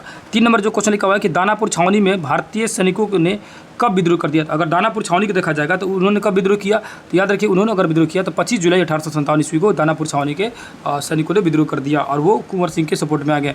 4 नंबर क्वेश्चन देखेंगे तो लिखा हुआ है कि विद्रोही भारतीय सैनिकों ने किसको अपना नेता बनाया था? किसको नेता बनाया था? तो याद रखिए तो जो दानापुर के थे या बिहार के जो थे उन्होंने अपना नायक बनाया था कुंवर सिंह को। याद रखिए क्वेश्चन पूछ सकता है। 5 नंबर क्वेश्चन देखेंगे तो लिखा हुआ है दानापुर छावनी के किस बटालियन ने भारतीय सैनिकों ने विद्रोह किया था? तो दानापुर का छावनी को देखा जाएगा तो कौन सा बटालियन था? तो उसमें बटालियन 7वीं बटालियन, 8वीं, 9वीं, सब 40वीं बटालियन, यानी 7वीं, 8वीं और 40वीं, ये तीनों बटालियन जो थे विद्रोह कर दिया था। 6 नंबर क्वेश्चन लिखा हुआ है कि कुंवर सिंह ने कब अपना लंबा अभियान जो है शुरू किया था? तो मतलब कब से कब तक इनका अभियान शुरू था? तो 13 अगस्त 1857 से शुरू हुआ था और 1858 तक चला था इनका अभियान। 7 नंबर क्वेश्चन जो लिखा हुआ है कि विद्रोही सैनिकों ने कब आरा पर कब्जा कर लिया? आरा पर कब कब्जा कर लिया? तो आरा पर उन्होंने कब्जा करते हैं विद्रोही सैनिक जो थे 26 जुलाई 1857 को, 26 जुलाई को आरा पर कब्जा हो जाता है। 8 नंबर लिखा हुआ है पटना में किस विद्रोह की शुरुआत हुई थी? तो मतलब किसने विद्रोह की शुरुआत की थी? अच्छा, तो किसने शुरू की थी? पीर अली ने, जो पुस्तक विक्रेता थे। 9 नंबर लिखा है कि विद्रोही ने कब गया पर कब्जा कर लिया था? विद्रोही द्वारा गया पर कब्जा कर लिया गया था 3 अगस्त 1857 को। 10 नंबर क्वेश्चन लिखा हुआ है कि चंपारण के विद्रोही ने किस अंग्रेज अधिकारी की हत्या कर दिया था? तो किसने अंग्रेज की हत्या कर दी? तो याद रखिए कि मेजर होम्स जो था उस अंग्रेज की हत्या कर दी गई थी, मेजर होम्स की। तो चंपारण जो विद्रोह हो रहा था उसमें अंग्रेज अधिकारी की हत्या कर दी गई थी, किसको? मेजर होम्स की। 11 नंबर क्वेश्चन देखेंगे तो लिखा हुआ है कि माधव सिंह, जयमंगल पांडे, नादिर अली, सुरेंद्र शाही आदि किस क्षेत्र के विद्रोही सैनिकों के नेता थे? तो किस क्षेत्र के विद्रोही सैनिक के नेता थे? तो याद रखिएगा ये थे हजारीबाग के। 12 नंबर क्वेश्चन लिखा हुआ है कि छोटा नागपुर में विद्रोहियों के नेता कौन था? तो छोटा नागपुर में अगर विद्रोही के नेता देखा जाएगा तो ठाकुर विश्वनाथ सहदेव। 13 नंबर क्वेश्चन लिखा है कि पलामू क्षेत्र में किसके नेतृत्व में लड़ाई लड़ी गई थी? तो पलामू में अगर देखा जाएगा तो लड़ाई किसके नेतृत्व में लड़ी गई थी? तो याद रखिएगा अगर पलामू में देखा जाएगा तो 2 भाई थे जिनका नाम था नीलांबर और पीताम्बर, और ये क्वेश्चन भी आई, आप इसको लगा लीजिएगा, लो दिमाग में लोड कर लीजिएगा। 14 नंबर क्वेश्चन देखेंगे तो जगदीशपुर में किसके नेतृत्व में समानांतर सरकार की स्थापना कर दी गई थी? समानांतर सरकार बना दिए थे, कौन बना दिए थे? अमर सिंह ही बना दिए थे समानांतर सरकार, है ना, अमर सिंह, है ना, जो छापामार युद्ध चलाते थे। 15 नंबर देखेंगे तो जगदीशपुर में अमर सिंह के नेतृत्व में स्थापित सरकार का प्रधान कौन था? तो उसमें सरकार का प्रधान किसको बनाया गया था? तो याद रखिएगा हरिकिशन सिंह को बनाया गया था। 1857 के विद्रोह में बिहार का कौन सा भाग अप्रभावित रहा, मतलब कोई प्रभाव नहीं हो रहा था 1857 में? मुंगेर था। ठीक है। अंग्रेज के प्रति निष्ठा रखने वाले राजाओं ने अपने राज्य में कुंवर सिंह को प्रवेश की अनुमति नहीं दी। तो कौन ऐसे राजा था जो इनको प्रवेश की अनुमति नहीं दिया? तो रीवा का राजा रीवा। कुंवर सिंह ने किस अंग्रेज कैप्टन के साथ अंतिम युद्ध लड़ा था? तो मरने से पहले किससे लड़े हुए थे? तो याद रखिएगा लीगार्ड से लड़े हुए थे, लुगार्ड से। 19 नंबर क्वेश्चन लिखा हुआ है कि बिहार कुंवर सिंह ने किस युद्ध में नाना साहब को सहयोग किया था? तो किस युद्ध में नाना साहब को सहयोग किया था? तो याद रखिएगा क्वेश्चन आपका आंसर हो जाएगा कानपुर होगा कि लखनऊ होगा कि रीवा युद्ध होगा कि बांदा युद्ध होगा। तो कौन सी युद्ध में उन्होंने सहयोग किया था? तो नाना साहब कहाँ से थे? नाना साहब थे कानपुर से, यानी कानपुर हो जाएगा। कुंवर सिंह का आजमगढ़ पर अधिकार कब कर लिए? तो आजमगढ़ पर जाकर अधिकार कर लिए थे कब? 26 मार्च 1858 को। 1857 के विद्रोह के समय का पटना का कमिश्नर कौन था? तो जो विद्रोह हो रहा था तो उसमें पटना कमिश्नर था टेलर। अभी जस्ट आप लोगों को पीछे ही बताया हूँ। 1857 के आंदोलन के दौरान किस अंग्रेज ने के विरुद्ध छापामार युद्ध करता था? तो कौन अंग्रेजों के विरुद्ध मतलब छापामार युद्ध करता था? सिंपल छापामार युद्ध की प्रणाली अमर सिंह युद्ध शुरू किए थे। और शुरू कौन किया था? 23 नंबर क्वेश्चन देखेंगे तो लिखा हुआ किस अंग्रेज अधिकारी ने कुंवर सिंह को मिलने के लिए पटना आमंत्रित किया था? तो मतलब पटना बुलाया कि भैया मामला शांत कीजिए। ठीक है। तो कौन बुलाया था? तो टेलर बुलाया था। मोहम्मद हुसैन खां किस क्षेत्र के विद्रोह का नेता थे? तो मोहम्मद हुसैन खां का अगर नाम आ जाएगा तो याद रखिएगा ये थे छपरा से। कुंवर सिंह के छोटे भाई जो अमर सिंह थे वो छापामार युद्ध के योद्धा अमर सिंह को किसने गिरफ्तार किया था? तो कौन उसको गिरफ्तार कर लिए थे? तो याद रखिएगा उनको जंग बहादुर ने गिरफ्तार किया था। फाइनली हो गया हम लोग कंप्लीट। अब आते हैं लोग ये तीसरे टॉपिक बाद तीसरा टॉपिक देखते हैं, उसके बाद फिर MCQ देखेंगे लोग। इसको जानना बहुत ज़्यादा जरूरी है क्योंकि यहाँ से भारतीय राष्ट्रीय आंदोलन जो है वो शुरू हो जाता है और उसमें भारतीय राष्ट्रीय आंदोलन में जो है बिहार का क्या भूमिका था वो चीज़ पढ़ना है। ठीक है। तो यहाँ एक चीज़ जानना जरूरी है। यहाँ लिखा है चार्टिस्ट आंदोलन जो था चार्टिस्ट आंदोलन, उसकी नेता जो थे उनका नाम था क्या? Ernest Jones. अर्नेस्ट जोन्स जो थे वो अपने एक पत्र कौन क्या था? The People's paper. तो द पीपुल्स पेपर किसका पत्र था? तो किसका पत्र था? याद रखिएगा जो चार्टिस्ट आंदोलन के जो नेता थे अर्नेस्ट जोन्स थे, है ना। उनका पेपर क्या नाम था? The People's paper. आगे जी यहाँ लिखा कि भारत में औपनिवेशिक ब्रिटिश का जो शासनकाल शुरू हुआ वो अगर सरकार का देखा जाए ब्रिटेन सरकार की तो 2 अगस्त 1858 ईस्वी को भारत सरकार अधिनियम लाया गया। तो क्वेश्चन पूछेगा भारत सरकार अधिनियम कब आया? 2 अगस्त 1858 ईस्वी को। कब आया भैया? 2 अगस्त 1858 ईस्वी को। उसके बाद जो महारानी विक्टोरिया जो थी, महारानी ब्रिटेन की महारानी थी, वो ब्रिटेन के साथ साथ भारत की भी महारानी घोषित कर दी गई। क्या वो भारत और ब्रिटेन दोनों की महारानी रहेगी? और उसी के साथ साथ क्या किया गया, वहाँ पर ब्रिटेन में ना भारतीय सचिव का व्यवस्था किया गया कि वहाँ से वो देखेगा, उसका नाम रखा गया, मतलब भारतीय सचिव जो थे उसको कहा गया secretary of the state of India, state for India. उसके बाद कानून लागू हुआ 1 नवंबर 1858 ईस्वी को। कानून लागू करके क्या कर दिया, ये सारे सिस्टम को लागू कर दिया गया। आ गया जी इस साइड में कोई इंपॉर्टेंट नहीं। यहाँ देखेंगे तो यहाँ लिखा है स्वतंत्रता आंदोलन के विभिन्न चरण। अब पहला देखेंगे तो स्वदेशी आंदोलन, जो भारत में स्वदेशी आंदोलन हो रहा था बंगाल विभाजन की वजह से, तो उस आंदोलन का बिहार में क्या प्रभाव पड़ा हुआ था, बिहार में लोगों ने उसका क्या किस तरह देख रहे थे और किस तरह उस आंदोलन का लोग जो विरोध कर रहे थे या जो भी कर रहे थे कैसे कर रहे थे समझते हैं। जो सुखाराम गणेश थे, है ना, उन्होंने एक किताब लिखा, कहता किताब का नाम था दशेर कथा यानी देश की बात। याद रखिए ये किताब जो है काफ़ी ज़्यादा फेमस थी और बार बार इनकी किताबों की वजह से अंग्रेज जो परेशान होते रहते थे। तो क्वेश्चन पूछेगा दशेर कथा किसके द्वारा लिखा गया? दशेर कथा जो है सुखाराम गणेश द्वारा लिखा गया था, जिसका अर्थ होता है देश की बात। पहला संस्करण 16 जून को 1904 को आया। पहला संस्करण मतलब फर्स्ट एडिशन, है ना। दशेर कथा एटा कोण युग मतलब ऐसा कैसन युग आ गया, है ना। तिलक की मुकदमा जो थी। अब ये जो थी किताबें जो है काफ़ी ज़्यादा भड़काऊ हुई, जिससे अंग्रेज जो है इनकी हालत ख़राब हो गई और अंग्रेजों ने इनकी किताब को बंद करना शुरू कर दिया। अब ये क्रांतिकारी गतिविधियाँ, भूपेंद्र दत्त जो थे, भूपेंद्र नाथ दत्त, ये जानना क्या है तो स्वामी विवेकानंद के ये भाई थे। बस ये दे दिया तो इसको पकड़ना जरूरी है कि स्वामी विवेकानंद के जो भाई थे उनका नाम था भूपेंद्र नाथ दत्त, या वही अरविंद घोष के जो भाई थे उनका नाम था वरिंद्र घोष। क्या नाम था भैया? वरिंद्र घोष। इन्होंने क्या किया, क्रांतिकारी आंदोलन शुरू करते हैं, आगे आएगा। उसके बाद देखेंगे सचिंद्र नाथ सन्याल जो थे वो पटना में अनुशीलन समिति की एक शाखा में स्थापित करी। ये बहुत ज़्यादा इंपॉर्टेंट हो गया, इसको पकड़ लीजिएगा लोग। क्वेश्चन पूछेगा अनुशीलन समिति की शाखा जो है पटना में स्थापित की, किसके द्वारा स्थापित किया गया था? सचिंद्र नाथ सन्याल जो है उनके द्वारा स्थापित किया गया था। अगला देखेंगे तो इसमें से बिहार नेशनल जो स्थापित किया गया था, वो जो बिहार नेशनल कॉलेज है और बिहार नेशनल और टीकी घोष जो है, इसके जो छात्र थे वो काफ़ी ज़्यादा इस आंदोलन में सक्रिय थे। क्वेश्चन पूछेगा जो आंदोलन शुरू किया गया था, क्रांतिकारी आंदोलन, उसमें बिहार के किस कॉलेज के जो छात्र थे बढ़ चढ़ कर भाग ले रहे थे, तो बिहार के पटना कॉलेज के। आगे आते चलो, यहाँ लिखा है कि स्वदेशी आंदोलन में सक्रिय जो थे दुखीराम बोस थे, प्रफुल्ल चाकी थे। प्रफुल्ल चाकी के बारे में तो आप लोग अब खुदीराम, देखिए दुखीराम बोल दिया मैं खुदीराम को बाद में, क्योंकि मारा गया दुखीराम हो गया, तो दुखीराम नहीं खुदीराम बोस और प्रफुल्ल चाकी, ये दोनों जो थे बहुत कम उम्र के बच्चे थे और इन्होंने अपना जिम्मा लिया किसको मारने के लिए, तो किंग्सफोर्ड को मारने के लिए उन्होंने जिम्मा ले लिया। किंग्सफोर्ड जो था क्या था, वो उस समय का मुजफ्फरपुर का जज था। तो बातें देखिए सीक्वेंस समझिए, मुजफ्फरपुर का जौन था जज यानी कौन था, किंग्सफोर्ड था, उसको मारने के लिए प्रफुल्ल चाकी और खुदीराम बोस उन्होंने तैयार हो गए और 30 अप्रैल 1908 ईस्वी को उन्होंने प्लानिंग बनाया कि हम इसको बम फेंक के उड़ा देंगे लोग।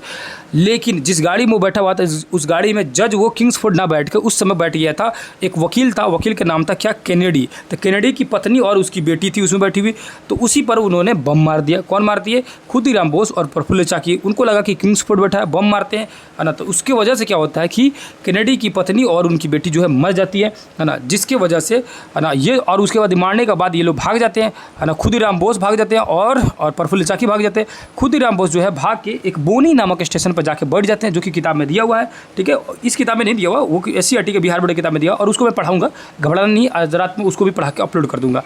तो उन्होंने क्या किया कि बोनी नामक स्टेशन बैठे हुए थे, जहां उनको पकड़ा गया, खुदीराम बोस को पकड़ के लाया गया और 11 अगस्त 1938 को उनको फांसी दे देगा, 11 अगस्त को। उसके बाद से, उससे पहले ही जो प्रफुल्ल जो चाकी थे, उन्होंने अंग्रेज़ के पकड़ाने का डर से खुद को, अपने आप को क्या किया, गोली मार लिए 2 मई 1938 को। जब उनको लगा कि अंग्रेज़ हमको पकड़ लेंगे, तो उन्होंने 2 मई 1938 को गोली मार के आसानी से चले गए। अब पत्र पत्रिकाओं पर प्रतिबंध, क्यों भैया पत्र पत्रिका पर प्रतिबंध लग रहा था, क्योंकि अंग्रेजों को सबसे बड़ा टेंशन था कि पत्रिका से लोगों को बहुत सारे खबर मालूम चल जा रहे हैं। सरकार ने क्या कि 1910 ईस्वी में कानून लाकर पत्र पत्रिकाओं पर प्रतिबंध लगाने के लिए, उसको मुंह बंद करने के लिए बहुत कोशिश किया। आगे आते लो, यहाँ देखें लो, जो सखाराम गणेश देवस्वर जो थे, उन्होंने तिलकेश्वर मुकदमा, छत्रपति शिवाजी, ना रंजित रेव जीवन यज्ञ, ना, तो ये सब किताबें जो है, पत्रिकाएँ जो है प्रकाशित करना शुरू किए थे, जिस पर उन पर क्या था, पाबंदी लगा दी गई थी। दशहर कथा जो था ना, दशहर कथा का हिंदी अनुवाद करके और राम मोहन गोकुल की पुस्तिका जो है देश का धन कहकर उन्होंने काफ़ी ज़्यादा प्रसार कराया, अंग्रेज को मना करने के बावजूद भी। आगे आते लो, अब थोड़ा बहुत देख लेते लो कि चंपारण जो आंदोलन था, वो चंपारण आंदोलन देखेंगे तो जो नील जो व्यापारी थे, उन्हें नीलहे साहब कहा जाता था। और अब आप सभी को पता है कि बहुत ज़्यादा परेशानी होता था, 20 कट्ठा में 3 कट्ठा में खेती करना पड़ता था। और दूसरी साथ क्या था कि जो नील की जो फसल थी हम लोग की बिहार की, वो यूरोप में इसको इंडिगो कहा जाता था और बहुत ज़्यादा फेमस था। लेकिन हुआ क्या कि बीच में क्या हुआ कि जर्मनी जो ने कृत्रिम क्या किया, कृत्रिम बना दिया, यानी आर्टिफिशियल जो है वो बनाना शुरू कर दिया, क्या था ना, नील को, जिसकी वजह से जो बिहारी नील था या भारतीय नील था, इसका व्यापार जो है रुक गया। लेकिन 1914 ईस्वी में सारा देश जो था, जर्मनी, फ्रांस वगैरह सब देश प्रथम विश्व युद्ध में घुस गए थे। और आप सभी को पता है, उसको विश्व युद्ध में मैं कई बार पढ़ाया हूँ, 9th क्लास का अगर आप नहीं देखेंगे तो जाकर वीडियो देख लीजिएगा, सब डिटेल से पढ़ा दिया हूँ, कब विश्व युद्ध कैसे शुरू होता है, किस तरह नहीं होता है। तो 1914 ईस्वी में क्या हुआ कि जब विश्व युद्ध शुरू हुआ, तो 1914 के से पहले क्या था कि जो बिहार का जो नील था ना, उसका कोई भाव नहीं था, ठीक है, इसके भाव जो लगातार गिरते जा रही थी। लेकिन जैसे प्रथम विश्व युद्ध शुरू हुआ, तो सारा देश जो है अपना काम ठप हो गया, और जो है उस समय बिहार का जो नील था, इसका दाम बढ़ गया, बहुत तेज़ी से बढ़ा, और बढ़ के कहाँ हो गया, 675 हो गया। आ गया जी।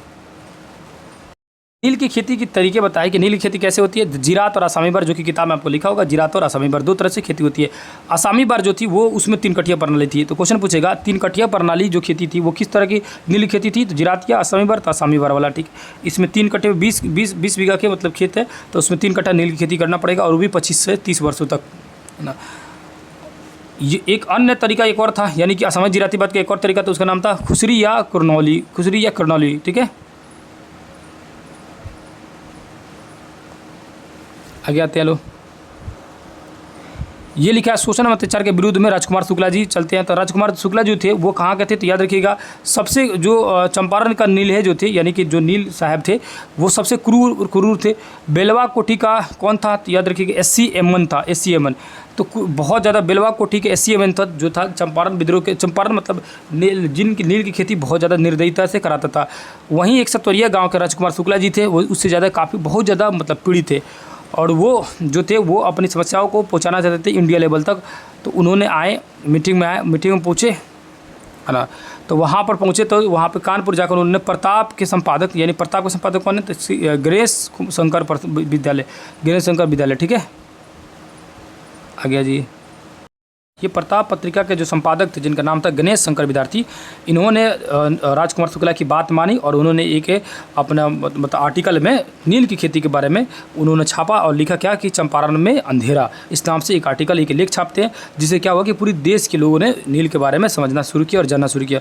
और उसके बाद उनको वो बोलते हैं कि गांधी जी से जाकर मिलिए। तो गांधी जी से जाकर मिलते कब, याद रखिएगा कांग्रेस की जो लखनऊ में अधिवेशन हो रहा था 1916 में, जिसमें एनी बेसेंट आई थी, और एनी बेसेंट जो थी सबको गरम दल, नरम दल और मुस्लिम लीग को मिलाने की कोशिश कर रही थी। उसी अधिवेशन में जो 26 से लेकर 30 दिसंबर तक चल रहा था, उस अधिवेशन में ये क्या किए, जो राजकुमार शुक्ला जी थे अपनी आवाज़ को उठाए, और उनके साथ साथ सिर्फ शुक्ला जी ही नहीं गए थे, बिहार से बहुत सारे लोग गए थे, हरिवंश सराय गए थे, ठीक है, हरिवंश सराय, और गोरख प्रसाद गए थे, और ब्रज किशोर प्रसाद गए थे, राम दयालु सिंह गए थे, पीर मोहम्मद यूनिस गए थे, यूनिस होना चाहिए, और राजकुमार शुक्ला जी गए हुए थे। तो ये सारे लोग गए और राजकुमार शुक्ला जी ने वहाँ पर आवाज़ उठाया। तो उनको कहा गया कि गांधी जी से मिलिए और गांधी जी से समस्या समझाइए, और समस्या जो है गांधी जी दूर करेंगे।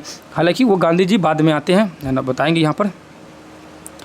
अब यहाँ लिखा हुआ है कि बिहारी संपादक, है ना, बिहारी एक पेपर है, उसके संपादक कौन थे, तो महेश्वर प्रसाद। ये क्वेश्चन बनता है कि बिहारी के संपादक कौन थे, तो महेश्वर प्रसाद थे। और क्वेश्चन बनेगा आगे, जो मैं इसको जैसे कंप्लीट करूँगा आपका ऑब्जेक्टिव आई भी करेगा, है ना, प्रत्येक चैप्टर का ही रहा, आप लोग देख ही चुके हैं, तो ऑब्जेक्टिव भी साथ साथ चलते चलिएगा। इससे क्या होगा ना कि बहुत बढ़िया से आप लोग का जो कंसेप्ट होगा क्लियर हो रहा है। उसी तरह हम लोग ये भारतीय राष्ट्रीय आंदोलन भी लाएंगे लोग, उसको भी पढ़ेंगे लोग, है ना, उसको भी पूरी तरह से कंप्लीट करेंगे लोग। आ जाइए नीचे समझते लो। तो बिहारी के संपादक कौन थे, महेश्वर प्रसाद दत्त। और उसके बाद देखेंगे तो बिहार में प्लांट्स और रैयत के शीर्षक ये भी थे, वही कौन, महेश्वर प्रसाद दत्त। आगे जी, जहाँ लिखा है कि लेजिस्लेटिव काउंसिल में काम करते थे, कौन काम करते थे, ब्रज किशोर प्रसाद। ब्रज किशोर कुमार लेजिस्लेटिव काउंसिल में काम करते थे। पूछेगा कि जो भारत के मित्र है ना, जो भारत मित्र में कई अंकों में लेजिस्लेटिव काउंसिल में ब्रज किशोर प्रसाद काम करते थे। बिहार के कौन नेता थे जो लेजिस्लेटिव काउंसिल में काम करते थे, तो ब्रज किशोर कुमार यानी ब्रज किशोर प्रसाद थे।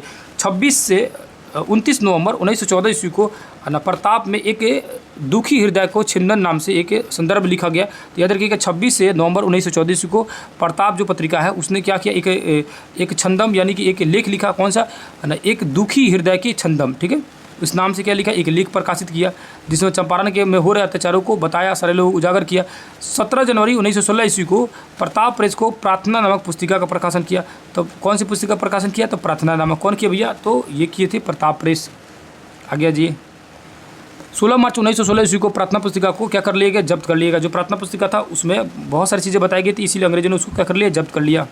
गांधी जी चंपारण पहुंचते हैं, कब पहुंचते हैं, तो 9 अप्रैल 1917 को कलकत्ता के राजकुमार शुक्ला जी के साथ वो पटना के लिए रवाना हो जाता है। पटना पहुंचेंगे तो पटना सबसे पहले सदाकत आश्रम में रुकेंगे, ना मौलाना मजरुल हक जो थे, ना नहीं, सदाकत आश्रम तो बाद में इसकी स्थापना होगी। एक्चुअली मजरुल हक ही स्थापना करते हैं, मौलाना मजरुल हक थे, उनके पास ठहरते हैं, और उसके बाद वो मुजफ्फरपुर की तरफ जाते हैं। मुजफ्फरपुर जाते हैं, वहाँ उस स्टेशन पर, मुजफ्फरपुर स्टेशन पर उनके स्वागत करने के लिए कौन रुके थे, JB कृपलानी बचे हुए थे, याद रखिएगा, वहाँ पर बैठे हुए थे JB कृपलानी जी, उनकी वेलकम करते हैं। उसके बाद ये वहाँ पर मुजफ्फरपुर के, है ना, जो नील का जो मालिक था, अंग्रेज का मालिक, उससे जाके मिलते। तो वो जो मालिक था, नील का जो मालिक था, सचिव जो था वो था M विल्सन, और जो तिरहुत मंडल का जो आयुक्त था, तिरहुत मंडल का जो था वो था, क्या नाम था उसका, मार्सेट नाम था। तो मार्सेट जो था ना, मार्सेट बोला इनको कि यहाँ से चुपचाप निकल जाइए, नहीं तो आपको पकड़ के जेल में डाल देंगे, आप दूसरे एरिया में आए हुए। तो वहाँ से वो चले जाते हैं गांधी जी, और गांधी जी पहुँच जाते हैं कहाँ, अपने लोगों के साथ पहुँच जाते हैं मोतिहारी में। मोतिहारी पहुँचते हैं 16 अप्रैल 1917 को, याद रखिएगा, मोतिहारी का पहुँचते हैं 16 अप्रैल 1917 को।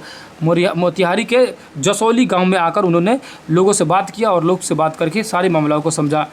18 अप्रैल 1917 को गांधी जी जो है जसौली बहुत सारी जगहों पर घूमने गए, उसके बाद से अन्य जगहों पर गए, मुजफ्फरपुर गए, फिर बहुत सारी जगहों पर घूमे। सारी समस्याओं को समझने के बाद, है ना, जाँच उच कराने के बाद उन्होंने क्या किया, है ना, 3 जून को, अब 3 जून को कहाँ पहुँच गए, वो रांची पहुँच गए। कहाँ पहुँचते भैया, तो 3 जून को रांची पहुँचते। रांची में जो आर्य समाज के प्रधान बैरिस्टर थे, इनका नाम था श्याम कृष्ण सहाय। क्या नाम था? तो संत। 2 क्वेश्चन बनता है। पहली बात कि रांची में गांधी जी कब पहुँचे, तो 3 जून को पहुँचे। और एक और क्वेश्चन बनता है कि आर्य समाज का उस समय कौन था प्रधान, तो क्या था आर्य समाज का प्रधान, तो उनका नाम था श्याम कृष्ण सहाय, जो कि एक बैरिस्टर थे। और उन्होंने ये दोनों जो थे बैरिस्टर की पढ़ाई पढ़े हुए थे। कहाँ से? इंग्लैंड से पढ़ाई पढ़े थे, यानी लंदन से पढ़ाई पढ़े हुए थे दोनों बैरिस्टर की। और कौन से कॉलेज से? तो ट्रिनिटी कॉलेज से। अब यहाँ से देखिए क्वेश्चन कितना ज़बरदस्त बन गया। पूछे गांधी जी बैरिस्टर की पढ़ाई लंदन में किस कॉलेज से किया था, तो ट्रिनिटी कॉलेज से। और उनके साथ कौन थे, तो उनके साथ थे ये आर्य समाज के प्रधान बैरिस्टर श्याम कृष्ण सहाय जी। दोनों मित्र मिल गए लो, और मित्र लोग वहीं पर आपस में बैठ के बातें करने लगे लो। दोनों ट्रिनिटी कॉलेज से कहाँ से पढ़े थे? लंदन से पढ़े थे। उसके बाद जब मामला सलट गया, मामला इन्होंने सलटाया कैसे? एक चंपारण एग्रोरियन की स्थापना कराई, कमेटी की बैठक बनाई, और कमेटी ने क्या किया? जांच किया ना। कमेटी का की आरंभिक बैठक जो है वहाँ पर क्या की? 11 जुलाई 1917 को बैठक हुई। बैठक में मीटिंग बात हुआ है ना। उसके बाद ये जो गांधी जी थे 21 दिन तक रांची में रुके, क्योंकि अपने पार्टनर ले गए थे, जाहिर सी बात है कि घूम फिर रहे थे। 4 मार्च 1918 ईस्वी को चंपारण अधिनियम जो है ये पारित कर दिया गया। फाइनली जो है 4 मार्च 1918 ईस्वी को क्या हुआ? तो चंपारण अधिनियम पारित कर दिया, और 3 कटिया जो प्रणाली थी उसको समाप्त कर दिया, इसको अवैध घोषित कर दिया गया जी। और रॉलेट एक्ट की कहानी समझते हैं कि रॉलेट एक्ट जो था, जो रॉलेट एक्ट का अगर देखा जाएगा पूरा नाम अगर देखा जाए तो उसका नाम था अराजकता एवं क्रांतिकारी अपराध कानून, इसको रॉलेट एक्ट कहा गया। और ये जो भारत में लागू किया गया था उसका प्रभाव बिहार में भी देखने के लिए मिला है ना। जगह जगह लोगों ने इसका विरोध किया है ना। उसमें बिहार में भी लोगों ने विरोध किया। तो यहाँ देखेंगे लिखा हुआ है कि 4 अगस्त 1914 से लेकर 11 नवंबर 1918 तक जो है भयानक जो चल रहा था विश्व युद्ध, जिसको वर्ल्ड वार 1 कहा जाता है। तो 4 अगस्त से शुरू हुआ था 1914 से, और 11 नवंबर 1918 तक यही चला। कौन? प्रथम विश्व युद्ध चला है ना। उसके बाद देखेंगे तो उसके युद्ध के बाद, प्रथम विश्व युद्ध के बाद अंग्रेज डर गए थे कि बाकी सारे देश जो है हमारे खिलाफ आवाज़ उठाना शुरू कर दी। इसीलिए उन्होंने भारत में कानून लाया जिसको कहा गया रॉलेट एक्ट कानून, 21 मार्च 1919 को। और इसके साथ किसी को भी अपने जगह पर घूमना फिरना, मतलब मीटिंग करना, सारी चीज़ पर प्रतिबंध लगा दिया गया। 1919 ईस्वी में फरवरी के अंतिम दिनों में बिहार में लोगों ने क्या किया? इसका विरोध करना शुरू कर दिया है ना। बहुत ज़्यादा विरोध होना शुरू किया। 6 अप्रैल को पटना में एक जुलूस निकाला गया। कब निकाला गया भैया? 6 अप्रैल को पटना में एक जुलूस निकाला गया, जिसे जो रॉलेट एक्ट कानून के विरोध में आवाज़ उठाया गया। बिहार के जो वकील थे उन्होंने कोर्ट का बहिष्कार कर दिया कि कोर्ट ना जाएंगे। बच्चे जो स्कूल में जो पढ़ने जाते थे कॉलेज स्कूल का बहिष्कार कर दिए है ना। लिखा है कि छपरा के जीवन नंदन शर्मा जो थे इसी नेतृत्व में आगे बढ़े। मुजफ्फरपुर से महबूब हसन खां थे। तो क्वेश्चन पूछेगा जो हसन खां थे रॉलेट एक्ट के विरुद्ध में किस क्षेत्र से उठे थे? तो मुजफ्फरपुर से। गया में राय हरिप्रसाद थे। गया से कौन थे? राय हरिप्रसाद। चंपारण में कौन थे? तो गोरख प्रसाद रघुनाथ थे, लाल और राजकुमार शुक्ला जी। ये सब क्या आवाज़ उठा रहे थे। 30 मार्च को पूरे बिहार में क्या हुआ? हड़ताल हो गया, भयानक हड़ताल हो गया पूरे बिहार में। खिलाफत आंदोलन जो है, अब खिलाफत आंदोलन का टॉपिक समझेंगे लोग। खिलाफत आंदोलन क्या है? तो खिलाफत आंदोलन आप लोगों को बता चुका हूँ पहले से कि जो तुर्की के जो मुसलमान थे, एक्चुअली पूरे भारत के जो मुसलमान थे, तो उनके एक खलीफा पद होता था। खलीफा पद एक समझिए कि बहुत बड़ा पद होता था मुसलमान के लिए, सबसे बड़ा पद होता था, जो कि उस समय तुर्की के मुसलमानों को दिया जाता था है ना। जो मतलब उस लायक रहेगा उसको दिया जाता था। उनके साथ अंग्रेजों ने दुर्व्यवहार करना शुरू किया, जिससे पूरी दुनिया के मुसलमान ने हल्ला उठाया। जिससे बिहार के भी, पटना के भी लोगों ने आवाज़ उठाया, और क्या बोलते हैं पूरे भारत के लोगों ने आवाज़ उठाया। तो दिल्ली में खिलाफत आंदोलन जो है 24 नवंबर 1919 को गांधी जी की अध्यक्षता मिल गई। गांधी जी क्या किया? दिमाग लगा दिए। उन्होंने देखा कि ना कि इस समय जो है पूरी तरह से भारत में लोग जो है गुस्साए हुए हैं रॉलेट एक्ट की वजह से, और इसी मौका में उन्होंने क्या किया? मुसलमानों को भी पूरा भरपूर सपोर्ट कर दिया खिलाफत आंदोलन में है ना। और इससे क्या हुआ? हिंदू मुस्लिम जो है एक हो गया। इसमें जो अध्यक्ष बने थे ना, दिल्ली में खिलाफत आंदोलन का अध्यक्ष किया गया था 24 नवंबर 1919 को गांधी जी क्या बने के अध्यक्ष बने।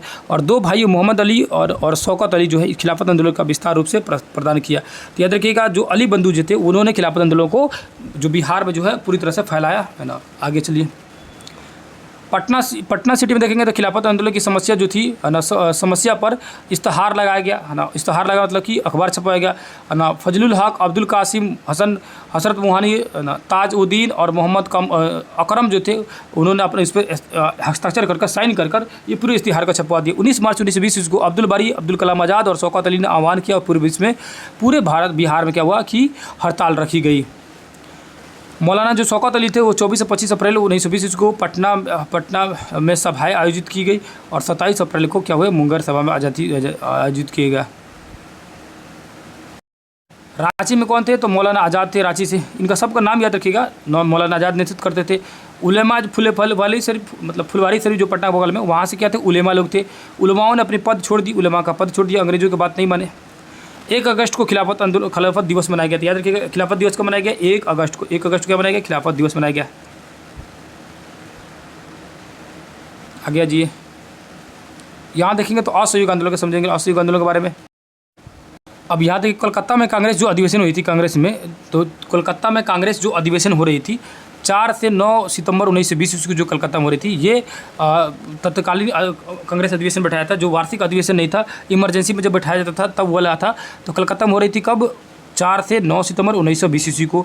उसमें गांधी जी ने एक असहयोग आंदोलन चलाने के लिए प्रस्ताव को रखा कि असहयोग आंदोलन चलाया जाए, यानी उन्होंने कहा कि पूरे भारत के लोग मिलकर चलाया जाए। तो उस प्रस्ताव को देखिए वोटिंग से पास होता था, कोई भी चीज़ काम करना रहता था ना तो वोटिंग से पास होता था।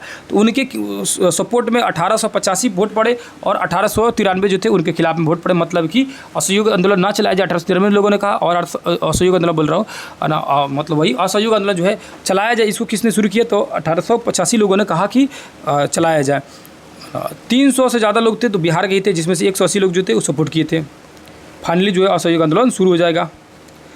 5 फरवरी 1921 ईस्वी को बिहार में राष्ट्रीय विश्वविद्यालय की स्थापना की गई। तो याद रखिएगा, बिहार में राष्ट्रीय विश्वविद्यालय की स्थापना कब की गई? 5 फरवरी 1921 ईस्वी को। गांधी जी ने 6 फरवरी 1921 को जो राष्ट्रीय विश्वविद्यालय थी यानी महाविद्यालय थी, उसके साथ साथ बिहार विद्यापीठ जो था वो उसका भी उद्घाटन किए ना। मतलब क्या था कि अब धीरे धीरे बिहार में या क्षेत्रों में अपना नया खुद का यूनिवर्सिटी बनते जा रहा था, अपना खुद का नया जो है बहुत सारे एजुकेशन सेंटर खुलते जा रहा था। उसमें ये सब था मौलाना मजरूल हक का, और उन्होंने क्या किया? गांधी जी से क्या किए? साइन है ना, मतलब करा लिए, मतलब अप्रूवल ले लिए। सिंपली मतलब क्या है कि उनसे उद्घाटन करवा लिए बिहार विद्यापीठ का, है ना। और कुलपति खुद बन गए। कौन बन गए? मौलाना मजरूल हक बन गए। और प्राचार्य यानी कि प्रिंसिपल बना दिए किनको भैया? तो राजेंद्र बाबू बना दिए प्रिंसिपल। आ गया तेलो। 6 अप्रैल 1919 ईस्वी को हड़ताल हुआ था बिहार में। 1920 ईस्वी में राजेंद्र प्रसाद जो थे उन्होंने राजनीतिक सम्मेलन की एक बैठक भागलपुर में बुलाई। ब्रजकिशोर प्रसाद जो थे कि सुझाव पर राजस्व के मुद्दे पर क्या हुआ? असहयोग आंदोलन को मिल गया था। आ गया जी। मौलाना मजरूल हक थे, उन्होंने क्या किया? आगे बढ़े और इसी खुशी में उन्होंने क्या किया? अपने मित्र खेमू मियाँ से, क्योंकि स्वराज्य की बात कही जा रही थी कि स्वराज्य अपना देश हो जाएगा, तो उनके मित्र थे खेमू मियाँ, उनसे ज़मीन लिए और सदाकत आश्रम की स्थापना कर दिए। और ये सदाकत आश्रम जो है बिहार का जो राष्ट्रीय आंदोलन था वो उसका मुख्य केंद्र बन गया। तो क्वेश्चन बोलेगा बिहार के जितने भी राष्ट्रीय आंदोलन है उसका मुख्य केंद्र क्या था? तो सदाकत आश्रम था। किसने इसकी स्थापना की? मौलाना मजरूल हक ने। किसके ज़मीन पर बनाए थे? तो खेमू मियाँ, खैस मियाँ के, मतलब वही खैस मियाँ के। कौन थे? तो मौलाना मजरूल हक के उनके मित्र थे। वहीं से उन्होंने एक पेपर का उद्घाटन किया, उसका नाम रखा द मदरलैंड। किसने किया? तो मौलाना मजरूल हक ने। कब प्रकाशित किया? तो 1921 ईस्वी में। याद रखिएगा। आ गया जी। 5 फरवरी 1922 ईस्वी को क्या हुआ था कि गोरखपुर में एक चोरी चोरा कांड हो गया। आप सभी को पता है, और थाना में पूरे पुलिस को जला दिया गया, जिसके कारण गांधी जी है अपना जो असहयोग आंदोलन चला रहे थे उसको वापस ले लिए 5 फरवरी को, है ना। 5 दिन उपवास रखने के बाद उसके बाद उनको पकड़ के लेके जेल में चला गया। जो 1922 ईस्वी में कांग्रेस अधिवेशन हो रहा है बिहार में, तो बिहार में कहाँ हुआ था? गया में। याद रखिएगा, बिहार में 3 कांग्रेस अधिवेशन हुआ था, एक 1912 में, 1922 में और 1940 ईस्वी में। 12 में हुआ था पटना बांकीपुर में, और 22 में हुआ था गया में, और 40 में जो हुआ था रामगढ़ में हुआ था। अब साइमन कमीशन आता है, उसका अध्यक्ष जो था सर जॉन साइमन था, और 6 गो सदस्य था, सब के सब गोरे थे लोग। इसके अलावा मतलब 6 गो था, 7 गो था टोटल। इसका टोटल बिहार में क्या हो रहा है? विद्रोह हो रहा है, पूरे भारत में विद्रोह हो रहा है। तो 16 नवंबर 1927 ईस्वी को लीडर्स मैनिफेस्टो जो था, नेताओं का घोषणा पत्र आता है, और उस घोषणा पत्र में सभी कोई साइन करते हैं। और उन्होंने बिहार में अली इमाम, वसीउद्दीन सिन्हा और इमायत खान के हस्ताक्षर भी लिए थे ना। इस तरह उन्होंने क्या किया कि कहा कि जो साइमन कमीशन आया उसको हम लोग वैल्यू नहीं देंगे, नहीं मानेंगे लोग। आ गया जी। टॉपिक जो है कंप्लीट होने के करीब आ चुका है, 5 पेज और बचा हुआ है ना। चीज़ें बहुत तेज़ी कंप्लीट हो जाएगी, है ना। आधा घंटा और समय लगेगा, लास्ट तक बने रहिएगा। सारा बिहार जो है पूरी तरह से आपको कंप्लीट हो जाएगा, और बहुत जल्दी हम लोग भारत का भी, यानी आज ही जो है भारतीय राष्ट्रीय आंदोलन को भी शुरू कर देंगे लोग। और उसमें जो है MCQ भी कराऊंगा, और इसके साथ साथ वन लाइनर भी कराऊंगा, पूरी चीज़ें कराऊंगा, ठीक है। यहाँ ये साइमन कमीशन का विरोध करना शुरू हो गया। साइमन गो बैक का नारा लगा। पटना से अली इमाम जो थे इसका अध्यक्ष कर रहे थे। तो क्वेश्चन पूछेगा साइमन के विरुद्ध में पटना से कौन अध्यक्ष कर रहे थे? तो अली इमाम कर रहे थे, है ना। उसके बाद 12 दिसंबर 1928 को साइमन जो है पटना आता है। तो पटना कब आया? 12 दिसंबर 1928 को। कमीशन में क्या किया गया? काले झंडे दिखाए गए। और उस समय फेरी वाले जो थे, उन्होंने फेरी करने वाले लोग, उन्होंने नारा दिया, उठो जवानों से बेरा हुआ, साइमन भगाने का बेरा हुआ। ये गीत गाकर नगर को मतलब लोगों को जागरूक करना शुरू किया। कौन कर रहा था? फेरी वाले ने कर रहे थे। आ गया जी। तो फेरी वालों ने क्या किया? नारा लगाया। इस नारे को सब सारे नारे को आप पकड़ कर रखिएगा। बिहार का जो नारा होगा तो बहुत जरूरी है। अब आइए सविनय अवज्ञा आंदोलन में देखते हैं बिहार का क्या हाल था। सविनय अवज्ञा देखेंगे, सविनय अवज्ञा आंदोलन का अर्थ होता है कि जो मुल्की जो कानून है, यानी मुल्की मतलब इस समय मुल्क जो कानून है नर्मतापूर्वक उसका हम अवमानना करेंगे, यानी कि विनयपूर्वक हम क्या करेंगे, आपकी बातें नहीं मानेंगे। सविनय अवज्ञा मतलब आज्ञा आपकी नहीं मानेंगे, इसका मतलब यही था और कुछ नहीं ना। अब यहाँ लिखा है कि आंदोलन का आरंभ होता है 12 मार्च 1930 ईस्वी को। अब देखिए कितना डिटेल में लिखा हुआ है, क्योंकि क्वेश्चन इतना बार बीपीएससी पूछा हुआ नहीं यहाँ से कि एक एक पॉइंट डेट के साथ लिखा। देखिए ध्यान से लिख रहा है क्या कि 12 मार्च 1930 ईस्वी को है ना, 12 मार्च 1930 ईस्वी को है ना, प्रांत 12 मार्च 1930 को 6:30 बजे गांधी जी ने 78 लोगों के साथ, उनके कार्यकर्ता कितने तो 78 कार्यकर्ता के साथ साबरमती आश्रम से दांडी की तरफ बढ़ते 200 मील लगभग जो है वो प्रस्थान करते। जाते जाते उनको कितना मील चले गए थे तो 241 मील की यात्रा पूरी की है ना। 24 दिन लगा था जाने में। 6 अप्रैल 1930 ईस्वी को पहुँचते हैं। कहाँ पहुँचते हैं? दांडी में पहुँचते और वहाँ पर क्या पहुँच के नमक कानून को तोड़ दिया। देख रहे पूरा डेट के साथ लिखा हुआ, समय के साथ लिखा है। 6 बजे सांझ के उनसे शुरू किए थे, 6:30 बजे से। प्रातः लिखा है सुबह में है ना, शाम संध्या रहता तो 6:30 बजे 6:30 बजे सुबह से निकले थे 78 आदमी के साथ। 12 मार्च 1930 ईस्वी को कौन निकले थे? गांधी जी निकले थे, ठीक है। और उन्होंने कहाँ से निकला? साबरमती आश्रम से, और निकल के पहुँचे दांडी।